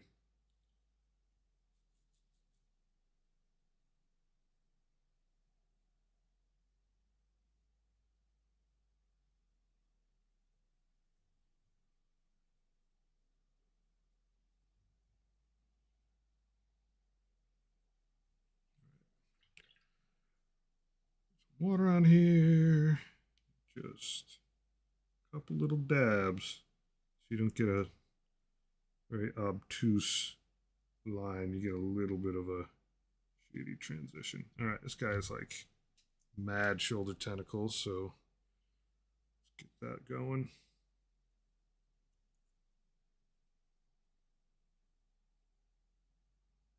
This whole chunk. That bit too. And then when I come back, it'll all be up against this line. I'll try to get a little blendy.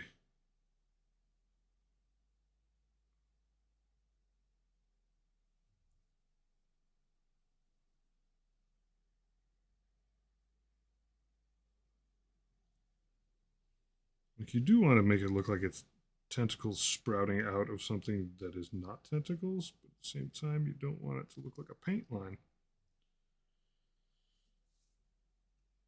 I was really pissed off at my coworker. He left. The CNC was full of shavings, completely empty on coolant. I work in a factory and it was raining most of the day and in the 70s. The worst thing is I'm a welder. I normally don't run CNC. So you're just like in there doing other man's cleanup work. Nobody does, but I hate it when people don't carry their own weight. I suppose that's just like a given, like, hey, Captain Obvious, nobody likes that, but I'm saying it anyway, because it's true. Take care of your biz.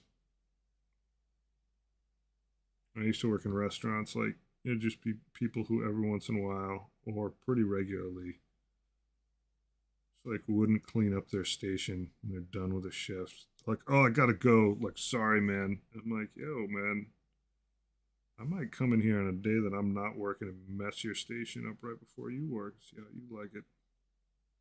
Not that I'm spiteful, but I am a little bit. Just take care of your stuff. Like, once in a blue moon, I get it. Like, stuff happens that's beyond your control, but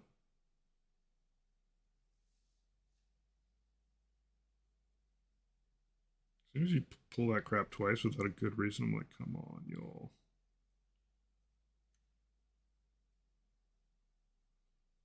need you to like me, but don't disrespect me like that. Tentacles, tentacles, tentacles, tentacles, tentacles. You, buddy, I think you are free. Yeah, you'll get a lot of snot on you, but snot and vomit.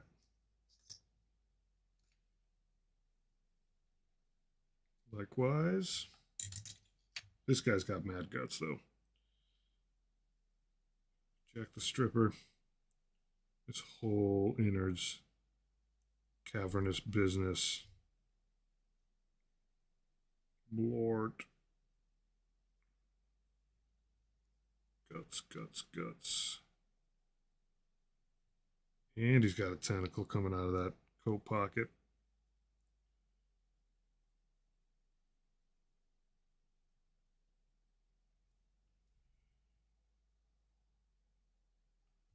Not just happy to see me. And then he's got a bunch of BS on the backside.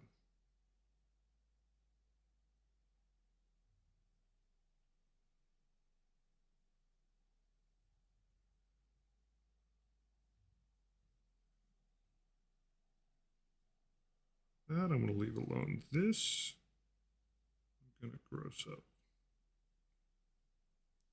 The only thing holding this guy together is his coat. That's about it. Got mad holes. Just a pile of slop in there.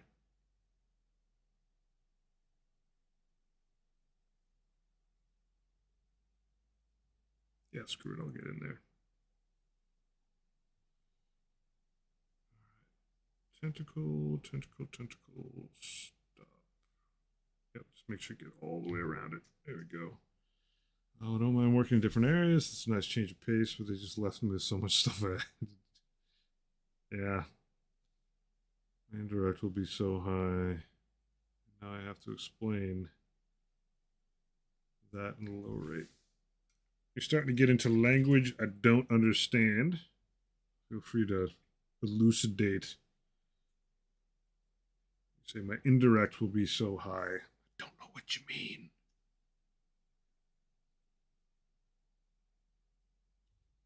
This guy's clear. This guy I think is all spikes. All the part bins were empty, so I had to fill those. Press kept screwing up. Ugh, ugh. I also almost killed the CNC when I was running it and don't know why. Just crashed. We fixed it. Ugh. An exciting day.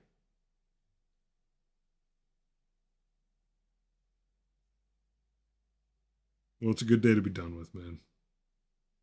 That is for sure.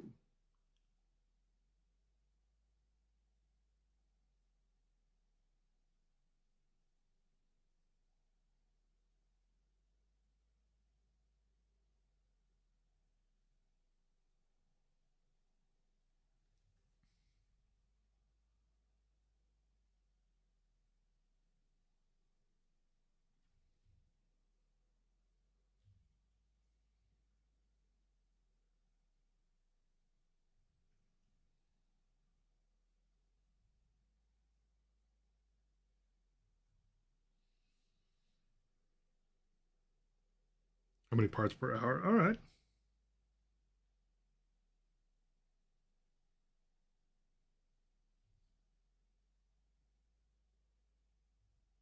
So all in all, not a lot of wins today. So I'm getting production low, stress high. At least you didn't break it.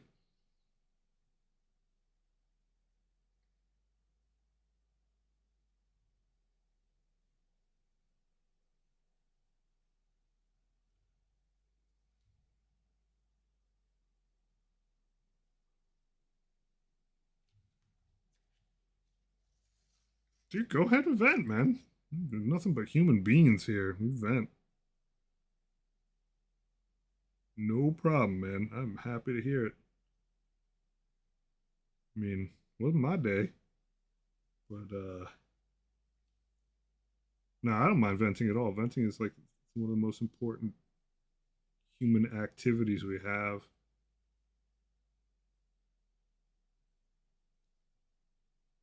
even just think about the term, it's like, gotta let the toxic stuff out, man. Sometimes just saying it makes you feel so much better too. It's totally benign. Like there's a difference between venting and just like whining about stuff. Venting is just like, man, I had like a legit rough day. You're just kind of going through the ritual. I already did compliment you, man. You must have missed it. You must have been off getting nachos or something. Um, no, I think venting's important.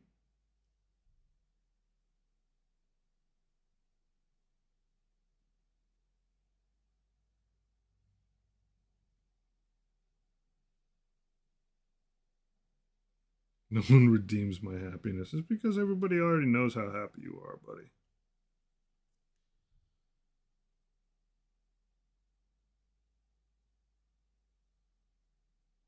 Let's clean this brush up and oh, yeah, there's a little bit more tentacle on this guy. Then we'll do a little bit of blending because this guy's got piles of this stuff going on. Sectrix, I want you to be happy, but you know, you seem like a pretty happy-go-lucky dude.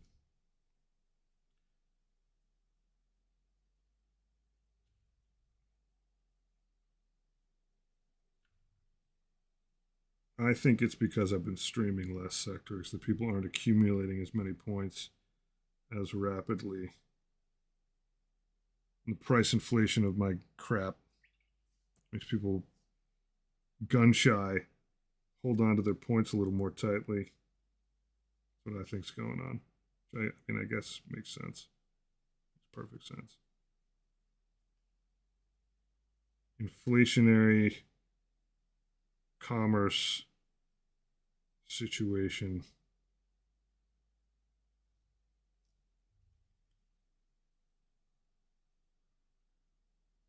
Wiggle. All right, it's gonna get a dab of the real stuff though. Boop, boop, boop, boop, boop, boop. Compliment Sectrix or 40 dice. Yeah, it's pretty nice dice. You ain't wrong, buddy. Ain't wrong.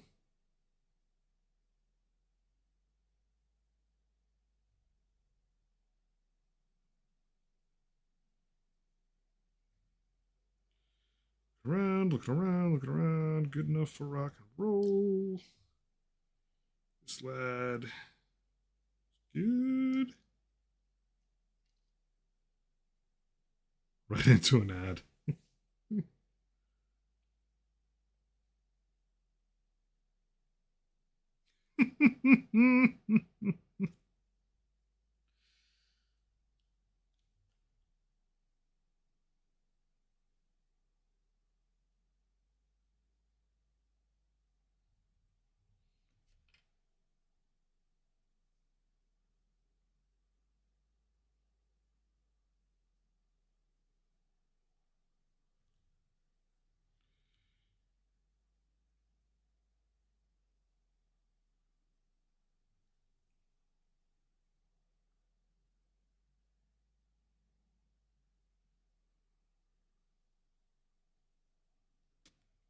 Oh, what a nice belly cut this guy's got. I'm just gonna spread this out a little bit, make it a little more out. Yeah, it looks gnarly. Don't look well, pal. Don't look well. I'll figure out some special color for that. A little hole in your butt. Boop. Sorry, pal. This is a Winsor Newton Series 7 size 1. Very solid brush. It's still like, even at a 1, you can get a pretty fine tip. When I go down to a smaller brush, it's just so that I have something less wide. So when I'm getting in there, it's a little easier for me. But you can get, this is like a very solid workman's brush. I mean, it is like, it is sable. It's like, it's not a cheap one. But if you keep this thing relatively clean, like I just, in between everything, That is isopropyl alcohol. I think it's 99%. So in between everything, I'm always giving this a few dabs, letting it sit, not for a long time, but just letting it soak in a little bit to just break up the acrylic that gets into the roots.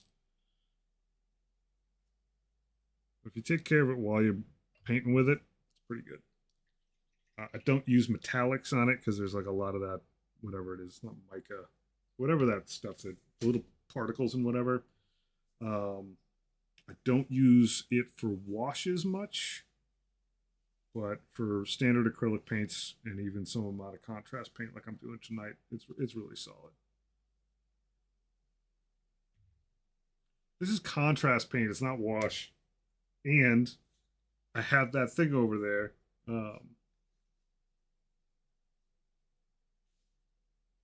That isopropyl.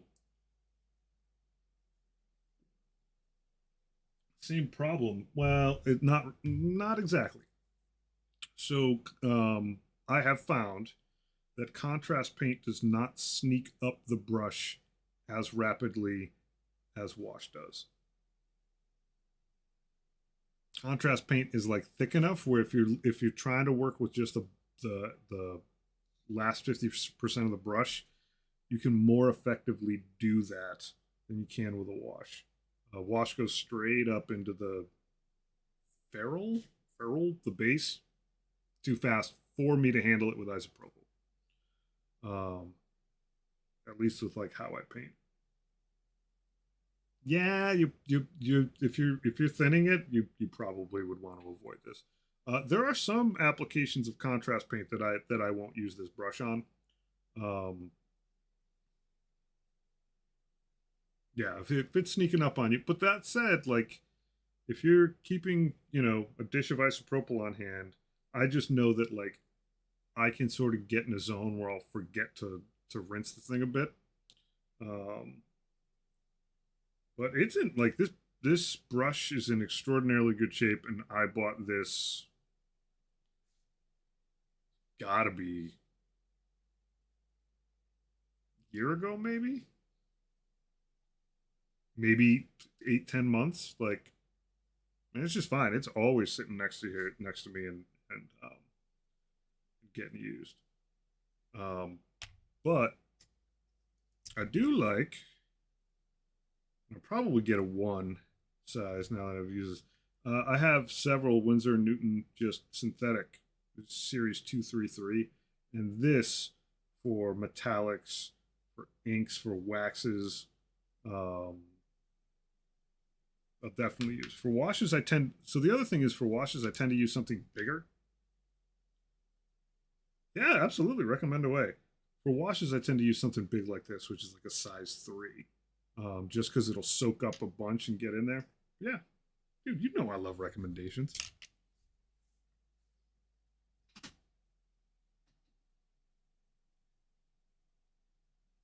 Princeton Series 3950 before I put the brush to this thing. In fact, I'll just re-rinse it. Is that Winsor Newton? Is that Princeton Series 3950?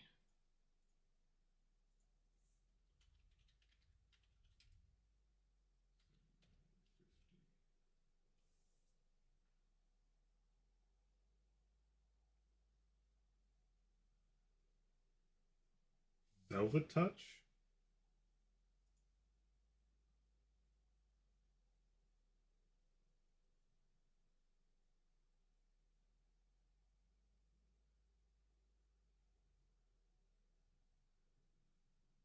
Interesting.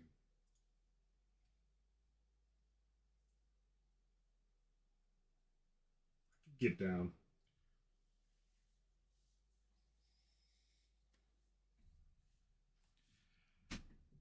Like I do like Sable, but I have to tell you, like I think my next quest is finding synthetics that I really like, um, over Sable. For me, I like that synthetics you can get like still very thin bristles, but they're firmer.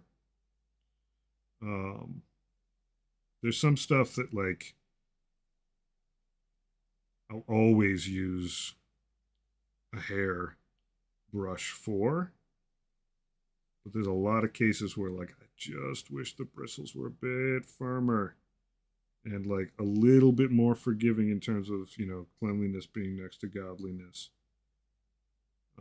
And I'm, you know, truth be told, I'm not as much of like a brush technique person as a lot of people that paint. Um,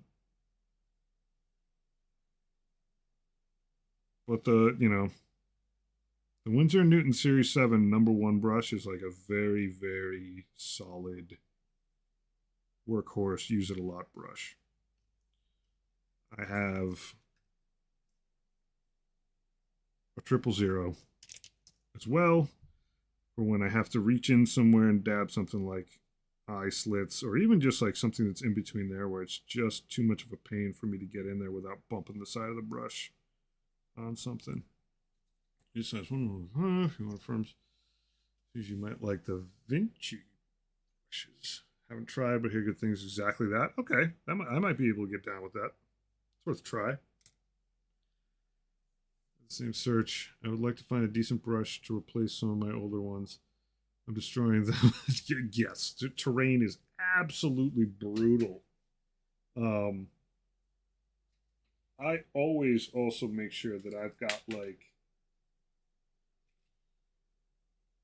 packs of brushes like this for things that are just a bit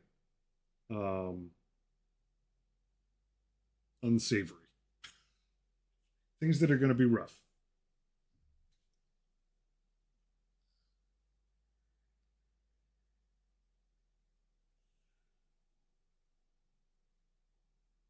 Terrain is exceptionally brutal. There's a lot of dry brushing to be done, a lot of very like thick coverage to be done. Um, it's just a special case.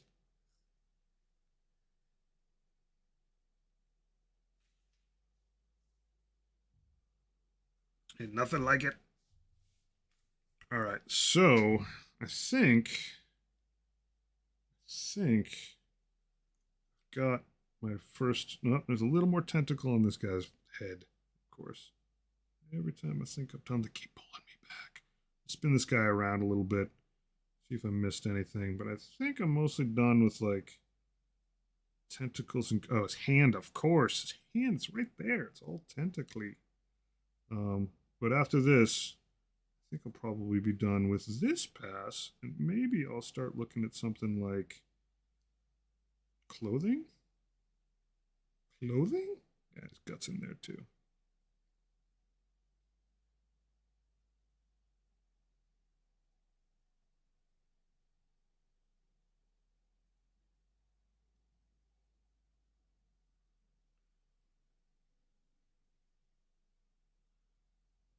Edge there, and then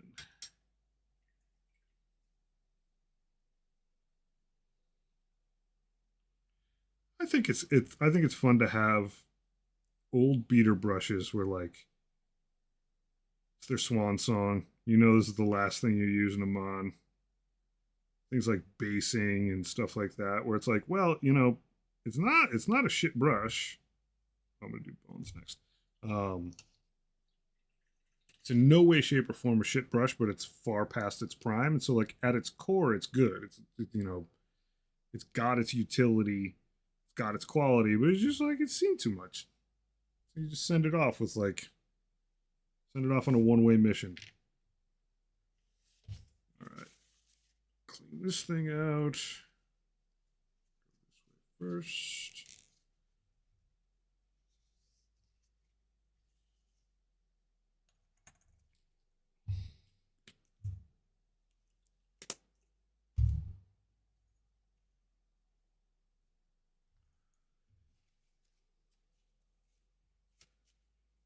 Yeah, Sigvald Burgundy. Absolute nut job of a paint. There we go. Clean enough. Boop. All right, bone, bone, bone, bone, bone. What are we gonna do about bone? Do I have something out here? I feel like I should have something out here. I probably have Wraithbone. Oh, I got Screaming Skull. All right. So this will be some of the only like legit. Oh my god, this freaking pot.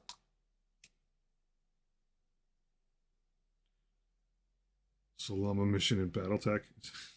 Is that where you like play for keeps and smash the models if they don't survive?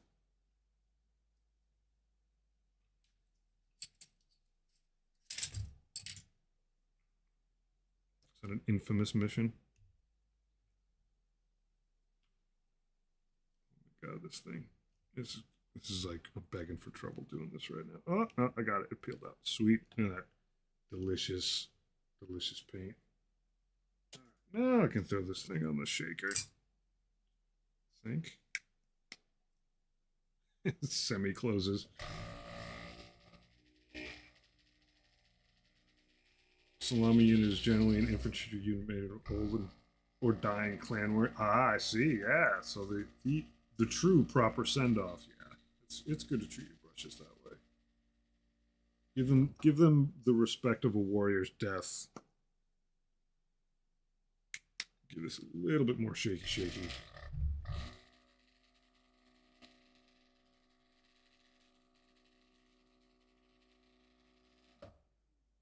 There we go.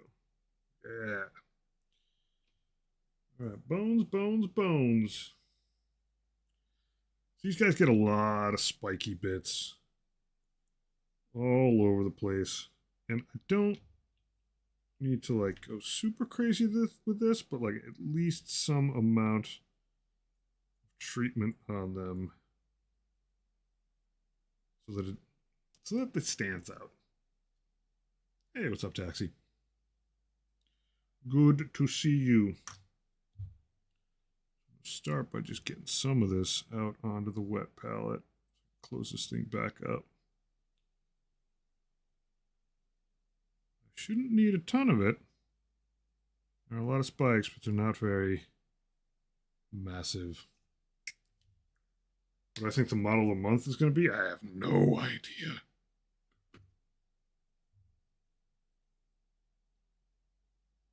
Or it's Titus.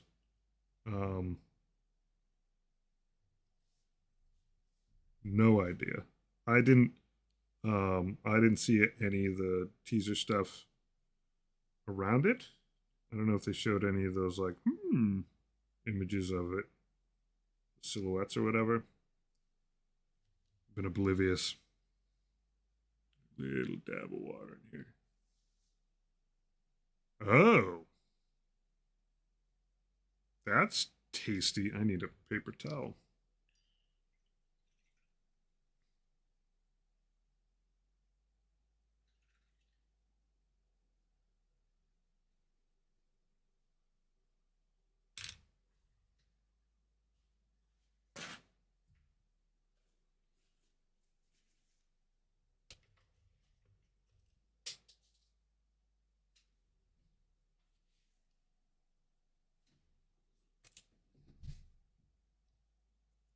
There we go.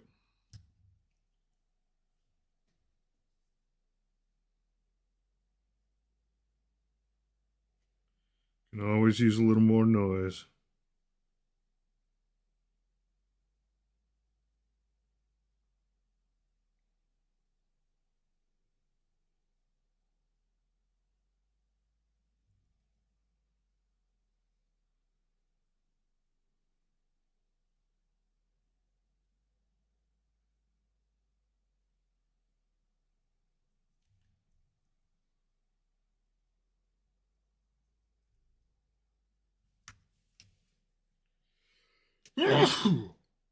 Excuse me.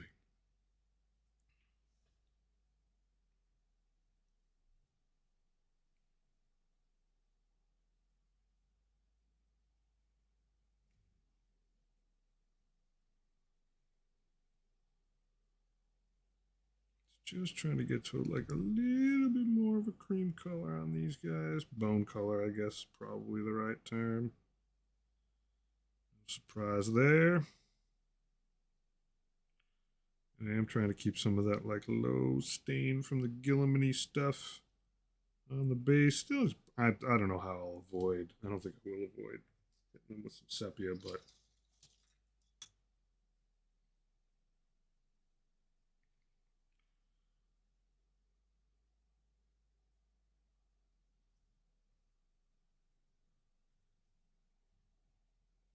I missed a whole tentacle on that guy's shoulder. What a bum!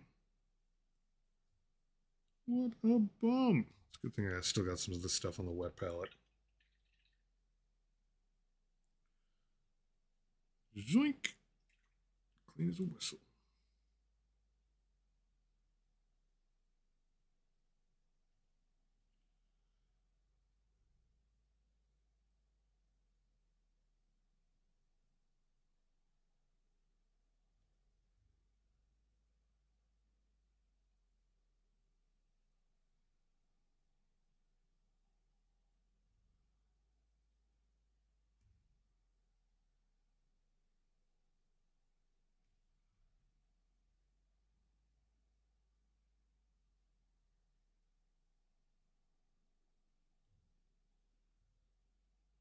I'm gonna fill all that in. Feel better about it. Paint by numbers for a brief second. All right, now I clean that off.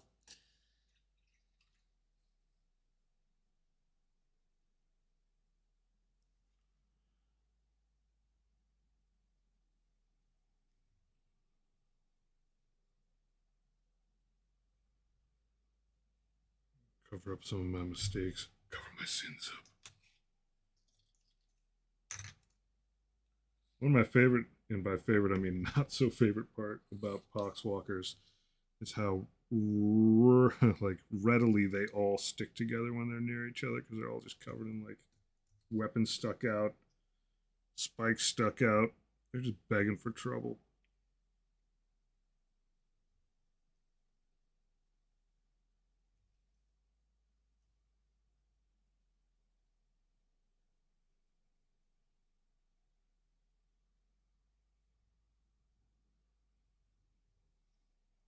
Tyranids like that. Yeah, jeez.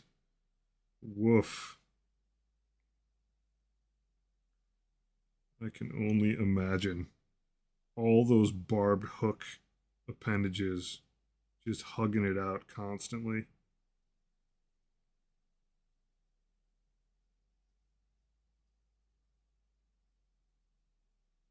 Everything's like full of those like right and 60-degree angles.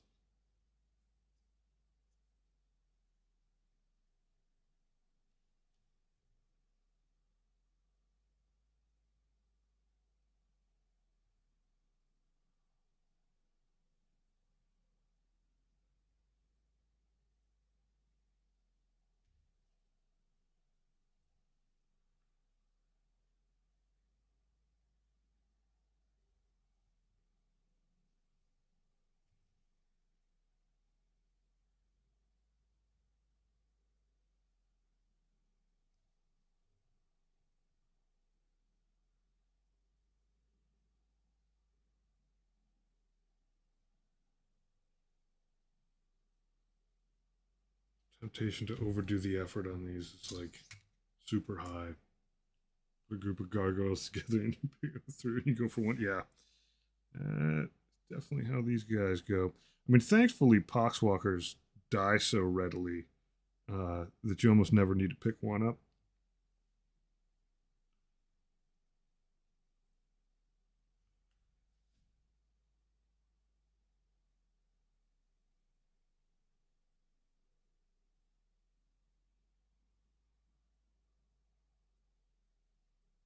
Probably a tentacle. That's a spike now, buddy. Is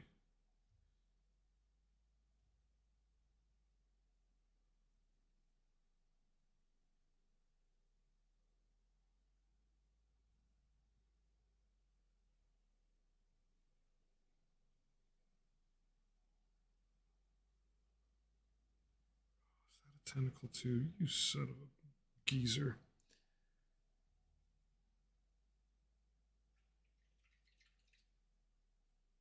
Until I get the Battle Force, the Death Guard backlog is 8 Marines, including Gerg the Foul that I just put together. Noxious Blightbringer, Sorcerer.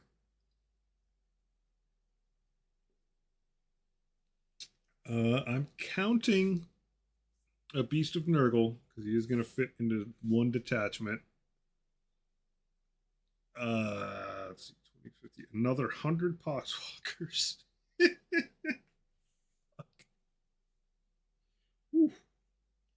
I don't feel so bad though. Like going through this exercise tonight is part of it is like steeling myself for the eventuality of doing a lot of these guys. I don't think I have all that much more, but like the battle force is going to be what, like a plague burst crawler, another. Oh, we have a blight drone sitting in the alcohol wash right now, and I'll have another one coming. It's not too bad right now. I want to be in a spot where, like, I mean, because the thing is, like, I'm up to 3 Hellbrutes now. That's a good, like, solid bit. I think I get the box has another Blight Hauler in it. I think. I do want a one of the apothecary guys. I gotta pick one of those up.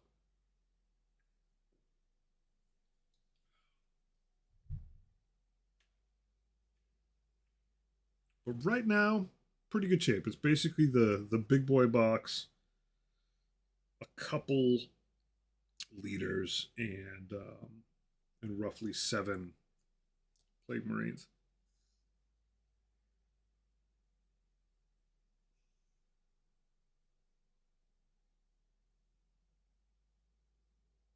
And maybe a land raider. Maybe I got to get a lot further with a lot of the other stuff that I'm doing before I really consider that. They should have some dedicated transport though. Like I could, I have the Rhino print that my daughter's partly painted. I should put a grime wash on it and use it. But I have another Rhino to put together, but I still think that thing is going to be a Red Corsairs uh, rhinoceros.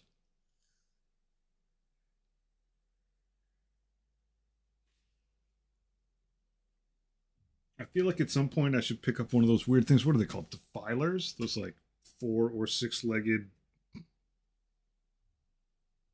jugaholic, crazy looking things. I feel like I need those.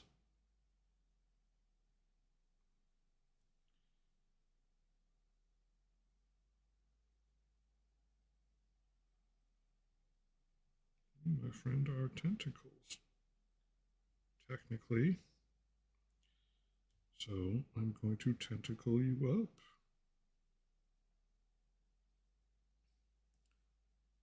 Dude, they're so wily looking, man. Like to me, like they really don't fit, and so I need them. Like they almost look like I don't say that they look like they're from a different game, but they look like they're an enemy from Doom.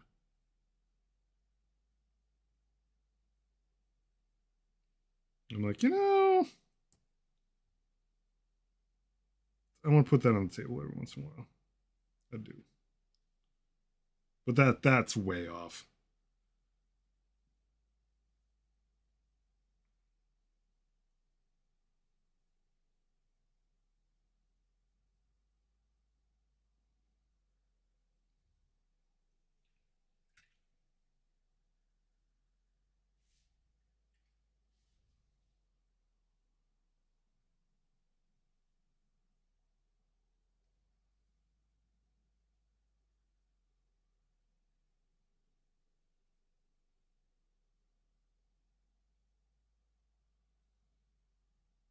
All right, you're good, buddy. Keep it moving, son.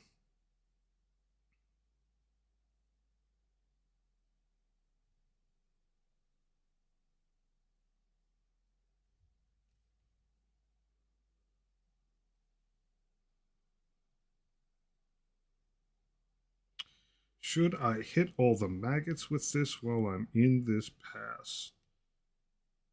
Therein lies the question. I think the answer to that is actually yes. Was there? I do not know. But I do hate Forge World. But if it looked dope enough, I might have to I might have to look into it.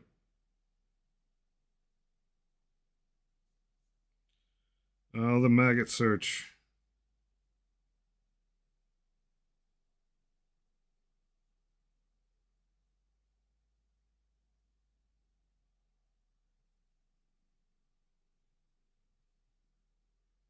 Things we do for our death guard.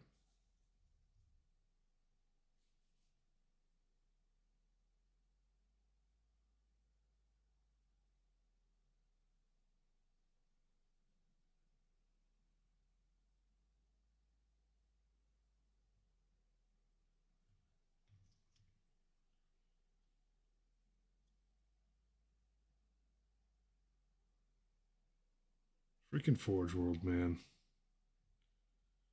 Freaking Forge World.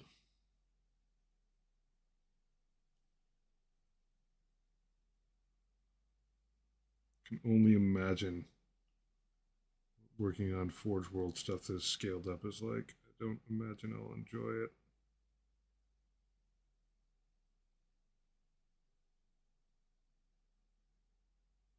Oh, a little bit sneaky guy down there, which means I missed one on this guy.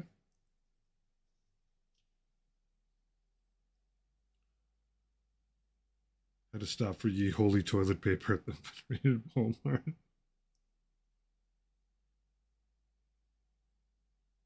Praise be. Yep, there's a maggot. Doing the maggot search.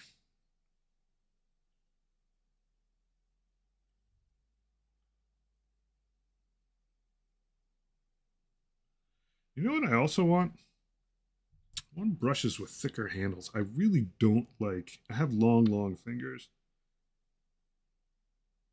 I almost want like something I can put on brush handles to just make them beefier.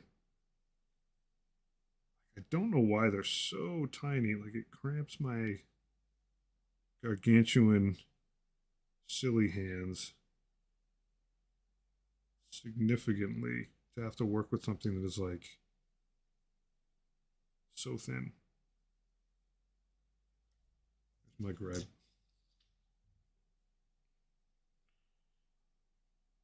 Where are you hiding, maggots, my friend? There's one.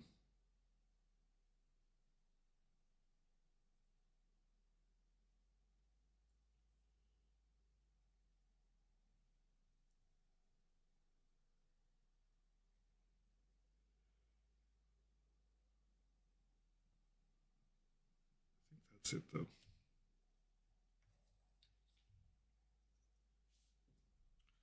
Is a pencil grip an actual thing that I can go find and then put it on this? I am unfamiliar.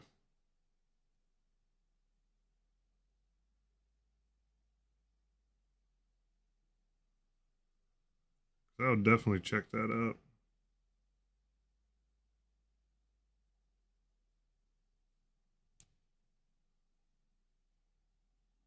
Huh. What will they think of next?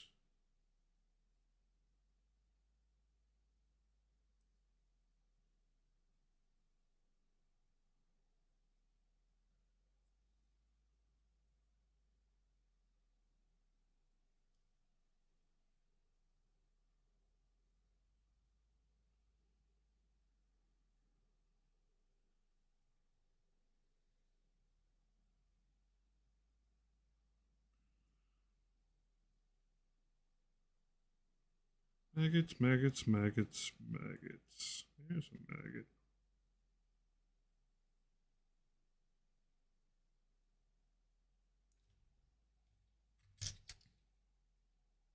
Good looking out, crew. Always got my back with the key knowledge of products that have solved this problem already. I do appreciate.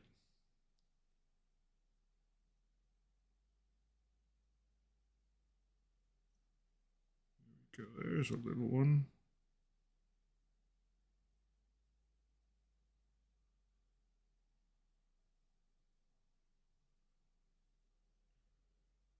One peeking out. Boop. I'm probably going to have to go back and hit some of these maggots again once I go into things like belts and straps and clothes, but doing a quick pass with them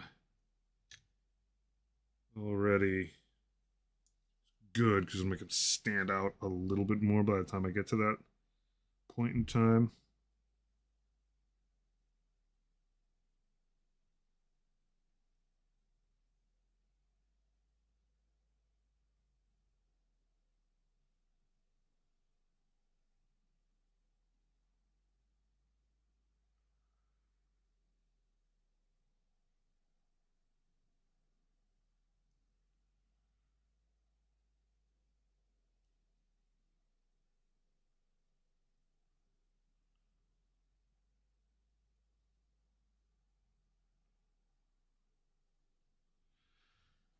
I'm having weird writer's block. I can't find myself picking up the brush just that is ready for it right next to me. I'm procrastinating on finishing Tower Weapons for a week now. Dude, it happens. It's very real. Like, you've got mental slash emotional rhythms that you are going through, and sometimes it just ain't there.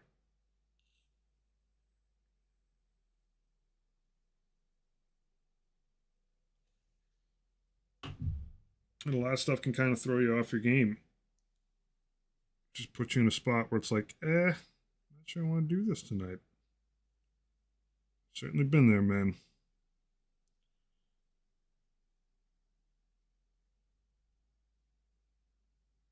I think it is like writer's block. I mean, for thousands of years, they've been talking about, various concepts around the muse, and sometimes it's there, sometimes it ain't.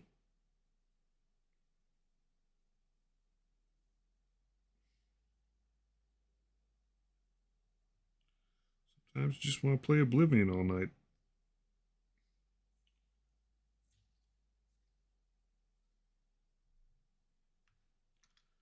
I am pretty hyped. Starting next week, my schedule should start to normalize a bit more. I've been doing a lot of working on this game at night.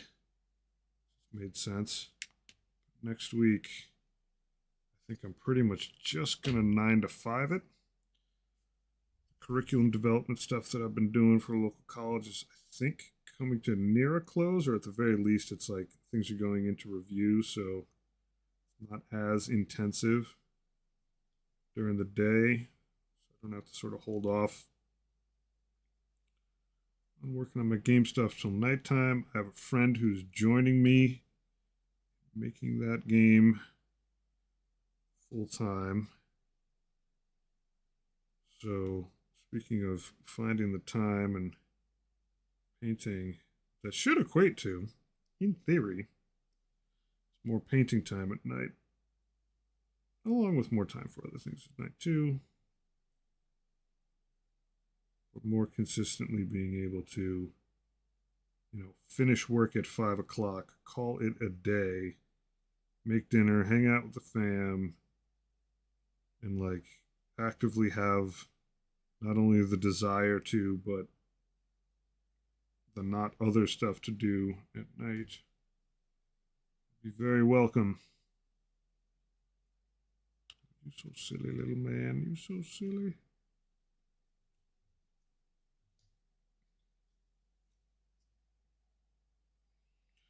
Sitting on any maggots, bud? I don't think this guy does maggot up. He does not. It's not his thing. However, he is bone spiky. AF.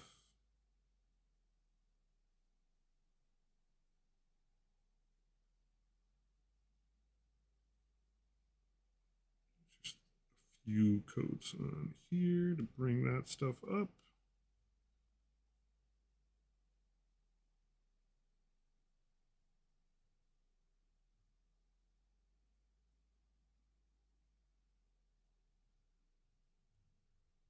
Nothing on the other side. And he's got this big ass hook hand. As much as it's bug claw, I'm going to base it up with this same bony Moroni screaming skull.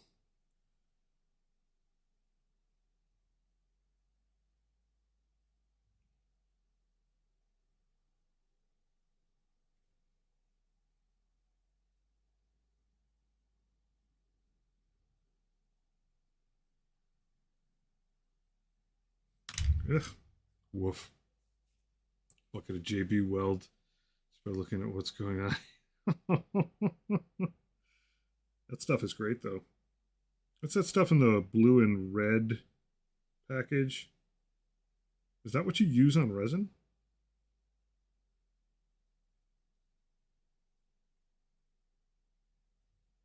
Or are you talking about different weapon stuff? JB Weld is the underwater stuff, right?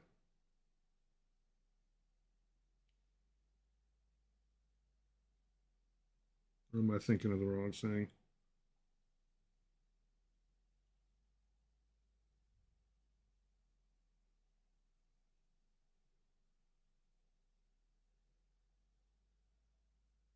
I think JB Weld is what I used to use on my pool, right? That sound right? Am I barking up the wrong tree?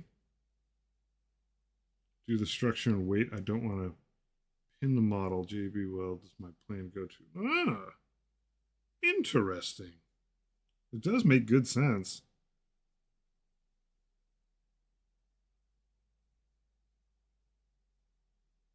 I wouldn't have jumped to JB Weld, but I think it does make a lot of good sense.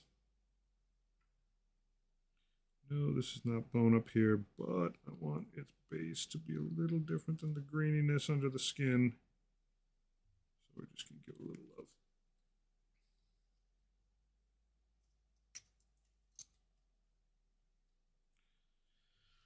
Why don't you want to pin it?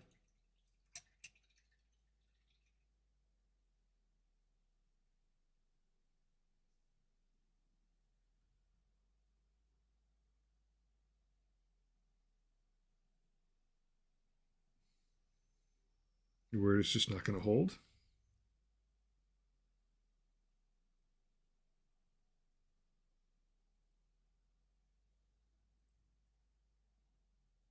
I mean, JB Weld is definitely aggressively strong.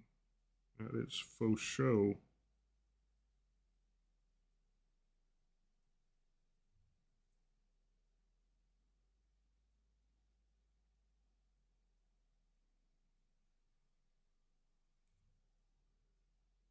So derpy. Let me get your teeth.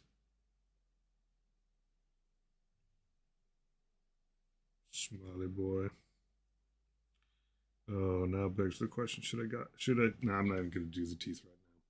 Super glue is brittle. One thing I noticed while I was out in the band, uh, getting decimated by a bunch of squats, is that like one of my knights, the weapons are magnetized on it, but like the magnets are attached to super glue, and whoop, came off just from the weight of the weapon because it's been outside. Like crazy glue, super glue stuff, not good with cold, which is to your advantage because you can super glue on weapons and stuff on the guys, and then like I want to change them later, you just put them in the freezer for like an hour, and then.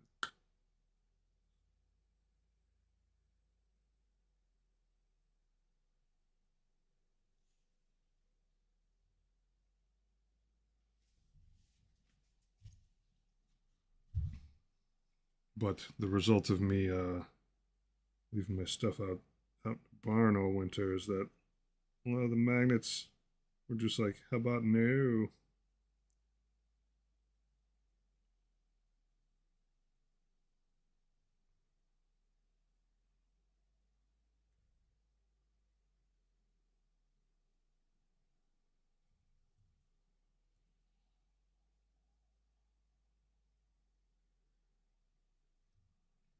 Little dab of water here.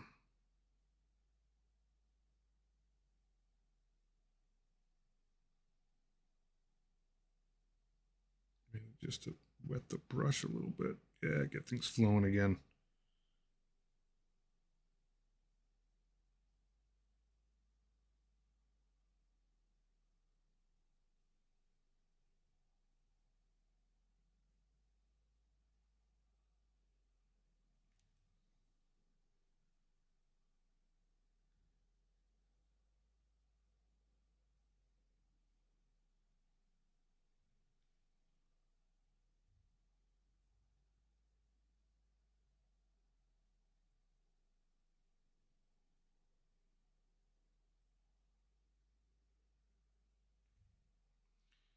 Maggots, maggots, maggots.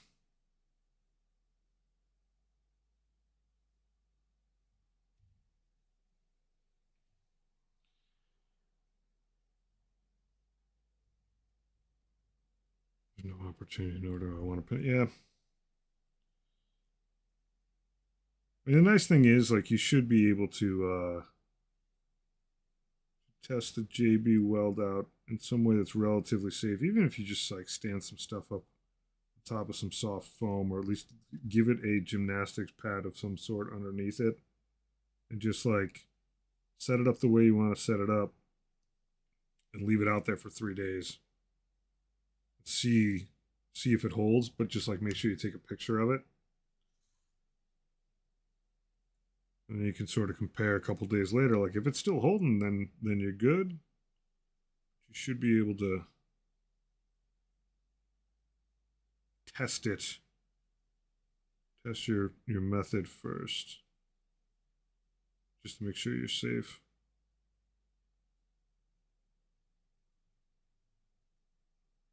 There's a tiny little maggot in there. Thanks, buddy.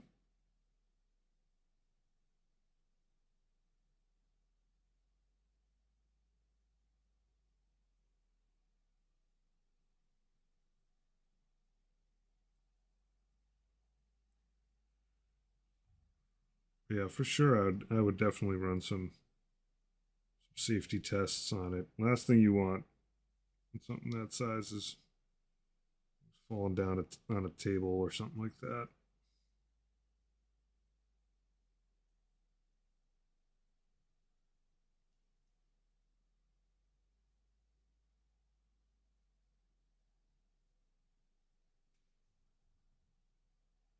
Good enough.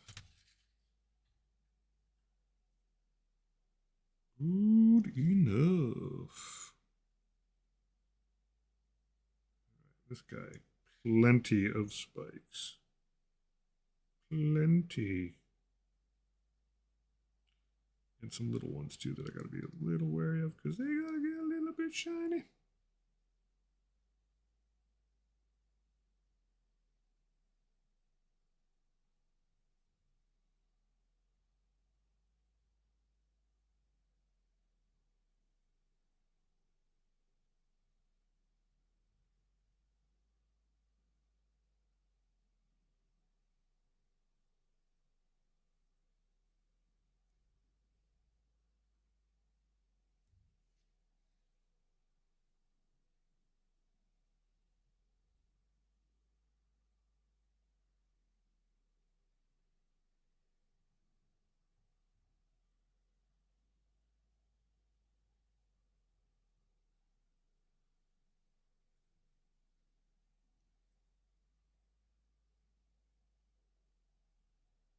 Yeah, I do not miss having a pool at all. It was like a liability when I bought my first house, where I was like, man, kind of neat. The maintenance of the thing was just like, ugh. And then when I had little kids, I was like, perfect excuse to just uproot the thing, get rid. It was above ground. If it was an in-ground pool, I think I would have been far happier with it. It was one of those things when I was buying the house, I was like, oh man, it's going to soak up so much time and money to keep this thing operational. And it did. It was total pain. Is that a maggot or not? I can't tell. Well, it's a maggot now. There's a little guy. Full of maggoty surprises, buddy. You're pretty dope.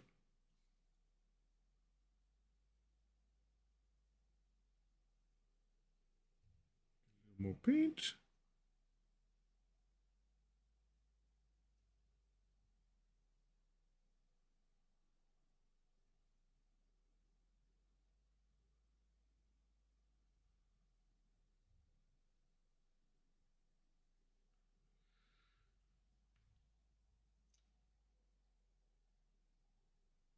Yeah, that's exactly what I eventually did. Like I wanted the house, and I was like, ugh, but what the pool. And when I just had roommates, it was fine because everyone chipped in. It was fine. It was still a pain in the ass. And then when I got married and had kids, I just paid someone to just tear the thing out. And it was a noticeable improvement on the quality of my life that very year. I mean, it's just like the chemicals, getting that right, the initial cleaning of it, above ground pool. I don't know what in ground pools are really like legit, but like above ground pools, just like a plastic tarp attached to some like thin metal that's up on some posts that's holding all this water, and that thing leaks all the time. Like there's always little spot leaks you got to sort of fix. It's a total pain in the ass. Not not a lot of fun.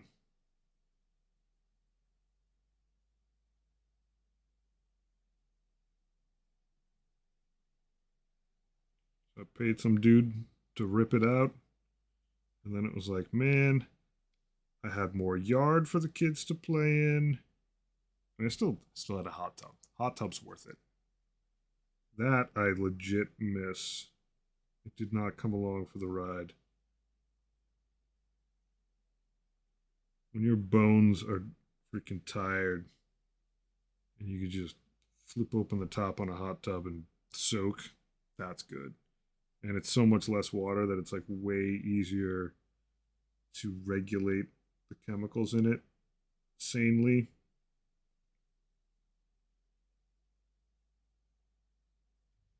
Someday I'll be back in the hot tub business. By business, I mean just owning one.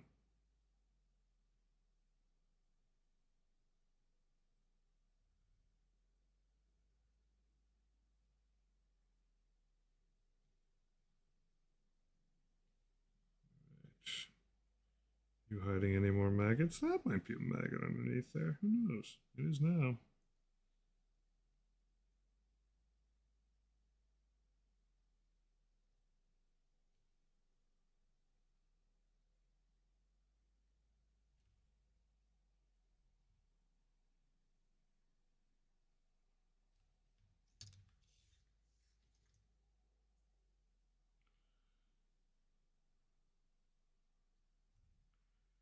I think after this bone and maggot step, I'm gonna call it a night. It's been a week. A good one, but it's been a week. I'm tired and old. And I feel like this is a good solid amount of progress. Just making one quick few hour session.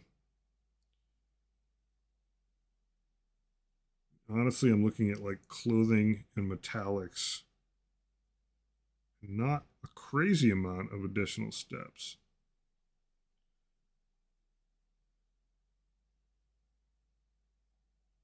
Like there's probably, if I had to guess on these guys, like only two more sessions. Which like for 3 sit downs to get 20 guys done, it could even happen like yeah, like could even happen in one more session, to be honest. It's like clothing, metallics, and like just other crap.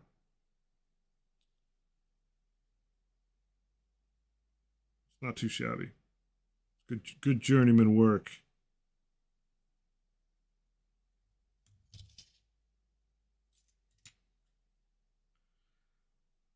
I do think I'll probably wash these guys either oil or enamel, something like full body. So that would probably be the third session. But that said, that'd be good. Feel a little less bad about trying to crank out 120 of these dudes. Because you don't want it to like feel like a chore. But if like if I'm happy with the finished product after going through this process, knowing that I could just have 20 more at will if I just drop a couple sessions on it, that'll be good.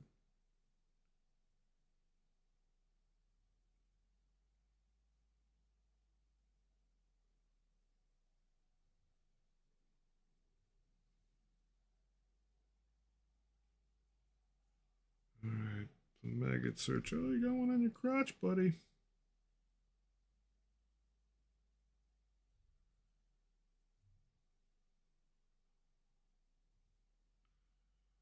The old crotch maggot. Of course, I do have quite a few of these. Oh yeah, this guy. This dude. You are all kinds of spiky.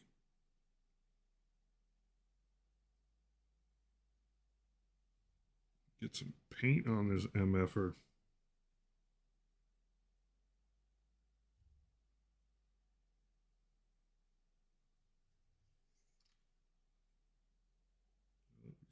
Edge. This bizarre arm that he's got. I got to make a commitment on this dude. Like what's spike and what's flesh. Obviously these things sticking out are one thing, but as soon as you get to his arm, it starts like getting morally ambiguous.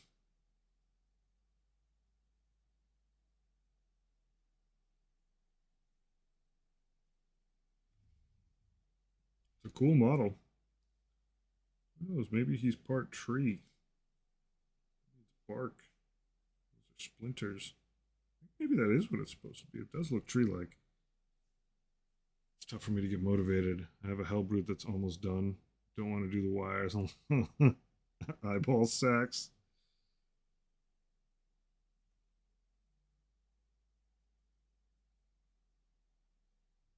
Hellbrutes are good boys.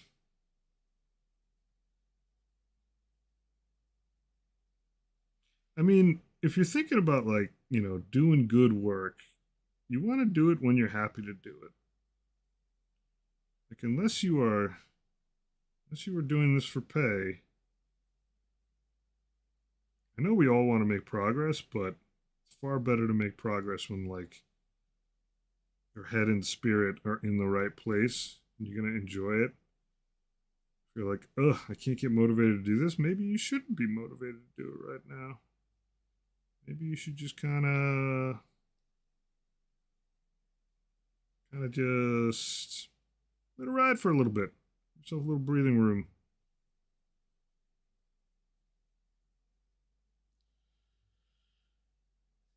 Oh yeah, I can. Tyranids are like very classically in that like body horror realm of like where does the beast end and the machinery begin?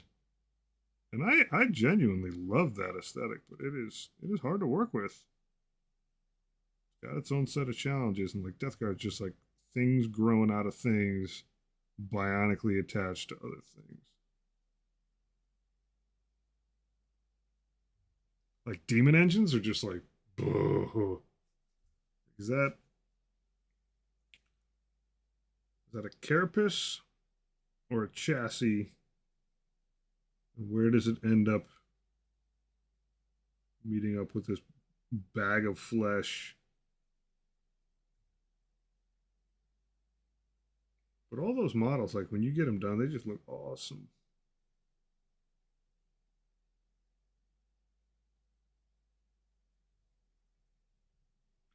Arson.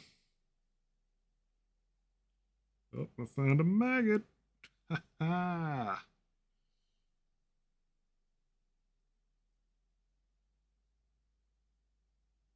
I'm sure he's got more. I know I'm tired of painting terrain. Yeah, I think that's fair, buddy. What a great challenge. I also know it's completely under my control. Yeah, whether I keep at it. I only have a few days left. I think it's have fun on something different. Yeah, I genuinely appreciate, when you're like, hey, this is what I'm doing this month, and you bear down and like you pick something and go for it. That can be extremely motivating, not just because of what you get done, but if you give yourself a time period when you're done, like move on, do other stuff. Uh, Sometimes I find that it's a little easier for me to work on something that I'm not super jazzed on when I've got some sort of reward afterwards.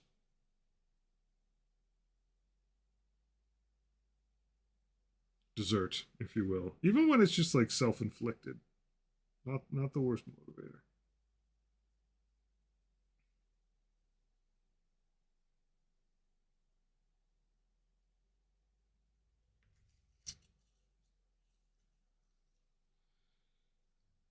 Yep. You can absolutely do the horns that way. I like to do them sort of like cigarette coffee stained horns. So I hit them with something that is like a classic Wraithbone or whatever this is, skull, screaming skull. And then I hit them with Seraphim Sepia, but it's thicker at the bottom. And I tend to, when I'm painting the skin close to the bottom, intentionally go over the edge quite a bit. But you can absolutely paint them like flesh. I mean, it works. Absolutely works. I have found with what I tend to do with the rest of a lot of my models that happen to be Death Guard, that having some white show through is kind of nice. Just a few little like blips of it. And that's actually the main reason I do it. Like a lot of what I do, a lot of the choices that I make are like wanting to have to like break up monotony and have like interesting color and shape language things happen, but like not color theory stuff per se. Like on the typhus that I'm working on right now, the big question I'm asking myself is like, do I need to take this kind of wild green warp fire stuff? Like it's in his lenses. Do I need some of that on the base of this? Um, I'm fairly happy with how the base is looking. There's going to be an additional wash and a little bit of dry brushing on here, no matter what, just to like bring some stuff up because it's pretty grimy. But like little bits, little circles of pocked rust, I like because it gives you like some bright orange in a model that's otherwise pretty drab. And I think that looks cool. But a lot of times that's what I'm looking at of like what are ways I can get a couple little pinpoints of color into something that is otherwise drab. Not even just color, just like contrast really. And I find that like some nice white bone on these guys works nicely in my opinion with all the greens and browns. It's like a dress shirt. You played Dark Tide. I have. It is a lot of fun.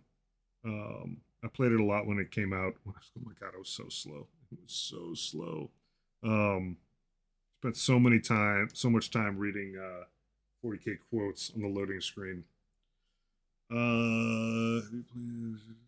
Board game. Haven't played it yet. They come with legit 40k models. I'm pretty sure it might be a cheap way to get some character models. Might be a cheap way to get Poxwalker models.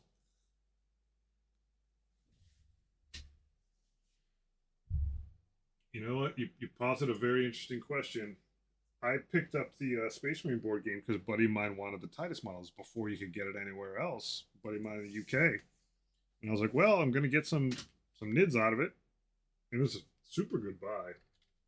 Tide board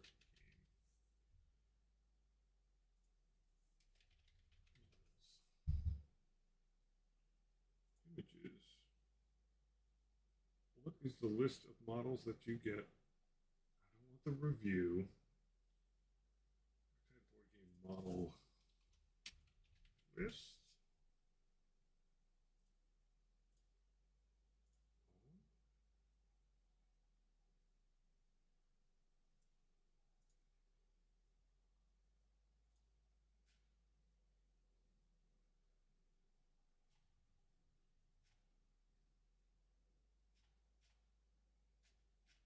you just show me the list of things?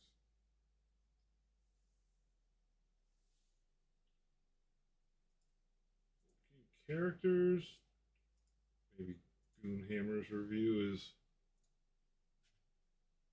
unboxing. There we go. Okay, so 6 Poxwalkers, 1 Primaris Psyker, Vorn, Frankensprue, for an Ogre and a Kasserkin. That's cool. A full multi-part Trader Guard kit. No Comsar Ogre. That's fine though. Trader Guard are good to have. Trouble on the cards. Okay. And so, what is the price of it for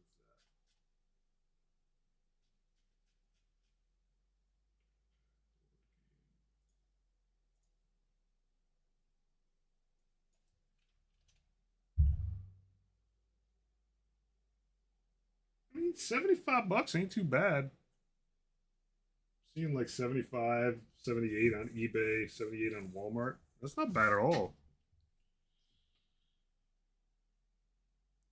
6 Poxwalkers plus some additional Trader Guard. Trader Guard, dope. Ogryn bits.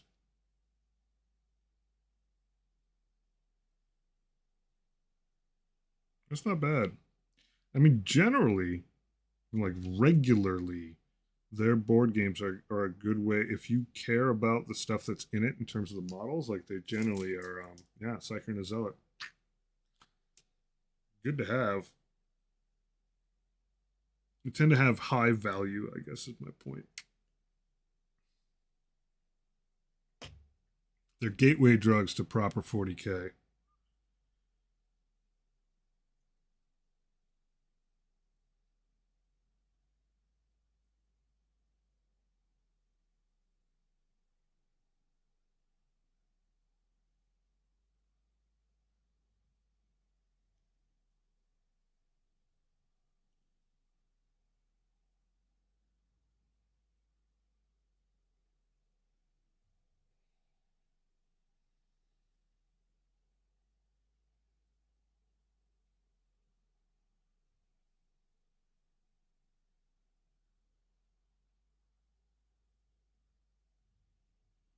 We love gateway drugs. We do. I think, I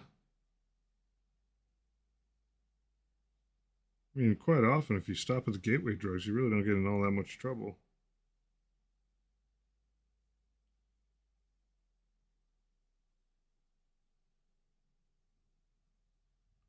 But that's how they get you.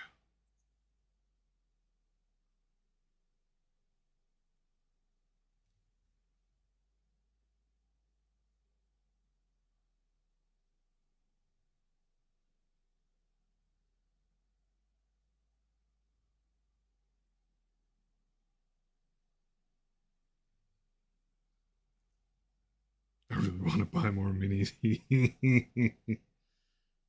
Yeah, Zealot is actually the Minister and Priest.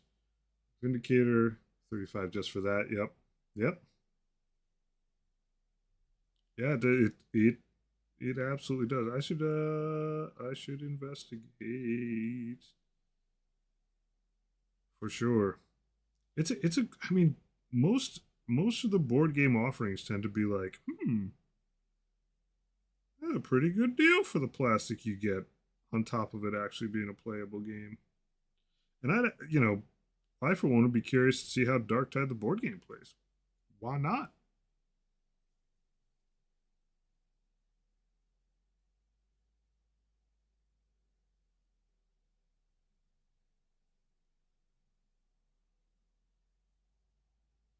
I like board games.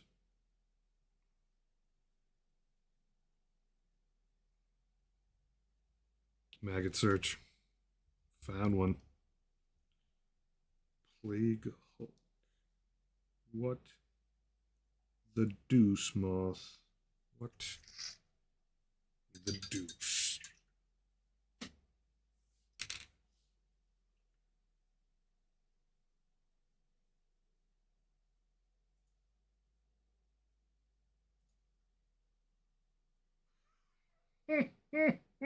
Oh, look at this big boy.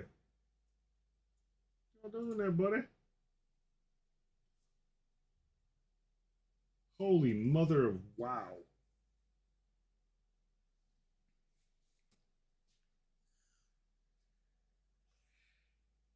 That's a mess. That is a demon engine.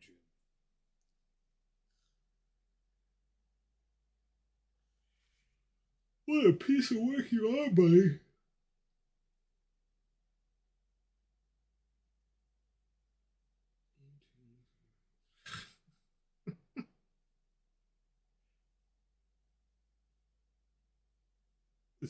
This thing is just like a piece of work.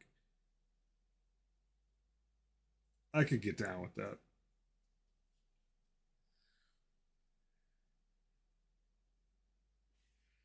That's a good question. I bet the Defiler.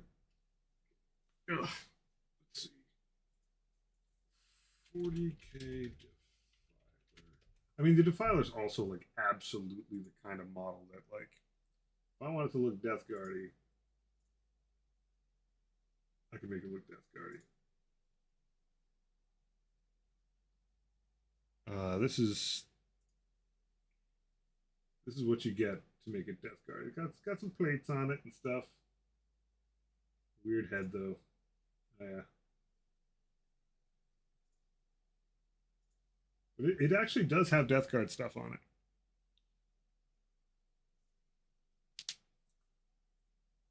It's just like it's not gross. It's weird looking.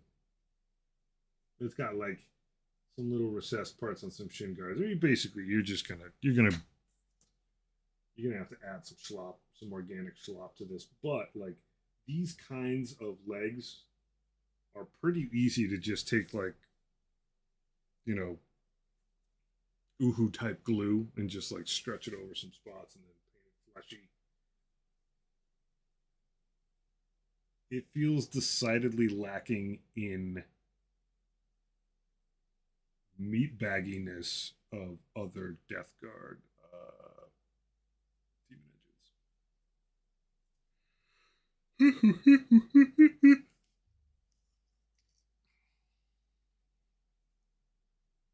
The meat bags are important.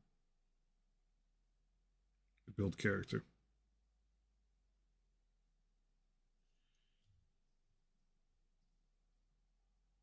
Sure.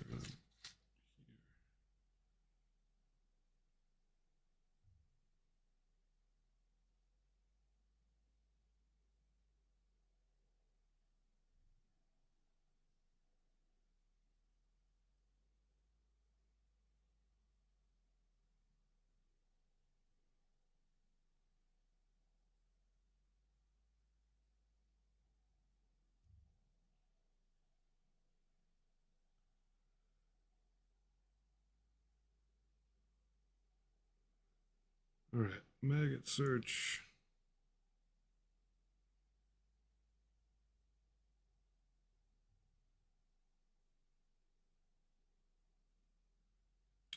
You're a maggot. You get a maggot. You get a maggot.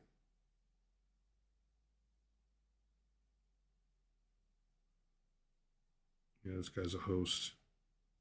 Host with the most.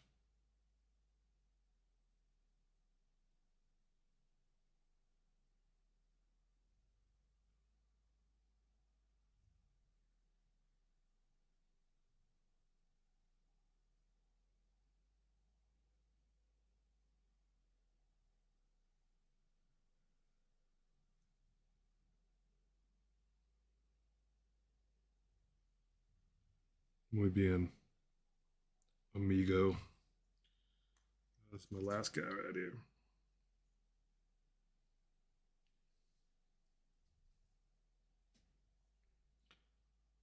Yeah, I mean, good point, Badger. It is like just get some spare leg bits. Defiler is definitely like I don't know. It looks out of place to me, but it's also just like wily, cool in a wily way. But for some reason, to me, like it feels like it's like from a bygone era, because it is.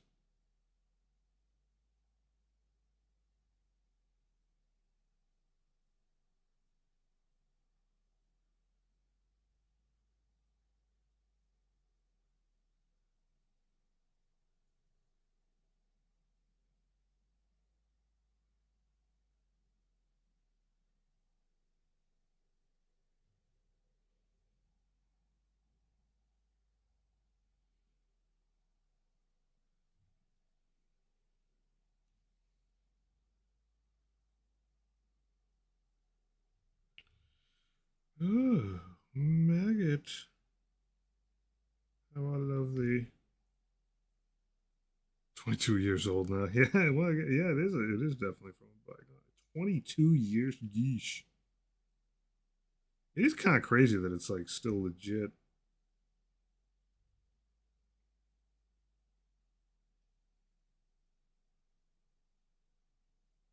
You still roll with that thing in Death Guard, but you can't take my Gellerpox brutes.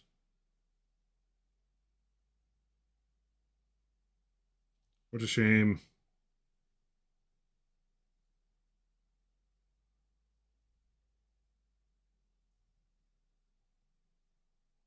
Oh, maggot.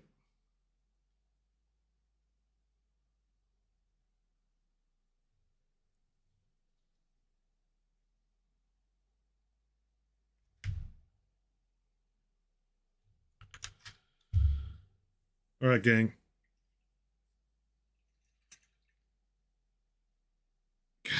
No, you know what I mean by Gellerpox brutes. The Fat Four. Or you mean just play them as beasts of Nurgle? I feel like the Wily foursome. Um,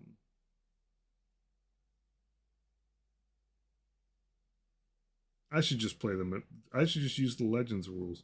But I feel like these four guys are just so rad that they should have their own. They should have legit rules, man.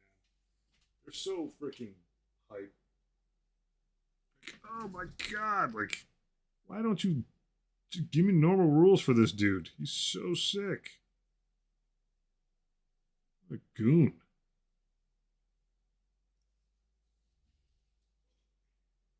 The the absolute like coup de grace would have been with even with all the leaks if they missed it. If yeah, it is way too cool looking. If it found its way into the codex, they're like surprise, eat that with a written apology to me.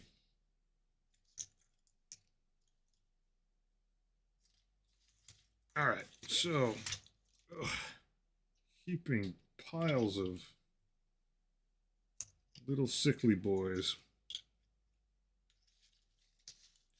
One thing I am somewhat disappointed with uh, is that there's no female poxwalkers.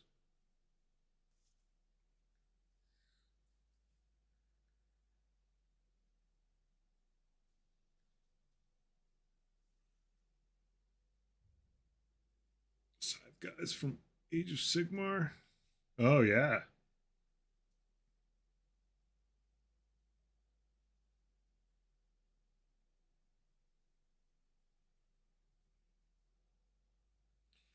yeah. I think maybe not really, not really though. Like I don't know. It just seems like a weird. Like fine. Like I had no problem with there being no female space marines because like the emperor wasn't like he wanted sons. That's fine, but like they're like male seahorses. I mean, uh, I just don't think that that's true. This is clearly like we're making a game for dudes.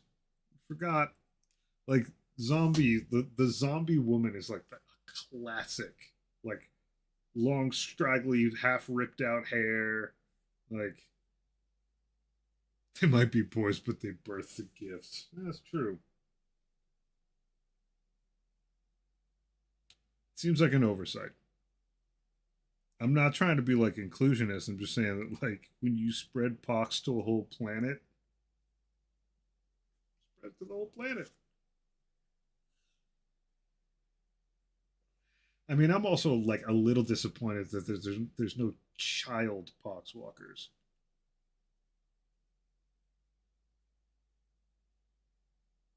Like there should be like two or three sculpts of like little kids, like little like Gage from Pet Cemetery. The orc cheerleaders are sweet.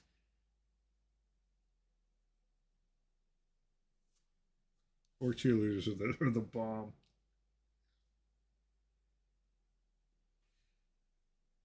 Chicken jockey Poxwalker. Get down with that. Um, I don't know. I just they're like classic tropes in zombie imagery.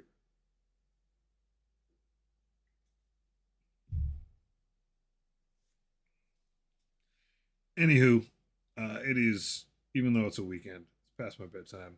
I actually got up this morning. I'm gonna put a little bit of time into Oblivion before I absolutely pass out. But I'm gonna call it a night. We got through all the skin and all the bone on 20 Poxwalkers. Next time it'll be things like, you know, basically like metallics, leathers, and cloths.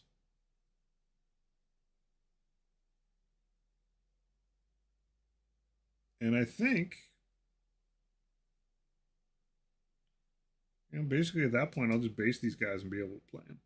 So that'll be good. But I am going to call it a night. Peace out. I wonder if this stream actually made it over proper to the YouTubes as well. I can never really tell. But anyhow, thanks a ton for hanging, and we will see you sometime soon. And hopefully, starting next week, there'll be a little bit more regularity in my ability to stream at night. You guys have a great night. Take care of yourselves. Have an awesome weekend. And hey, thanks, Audrey. And we'll see you sometime soon.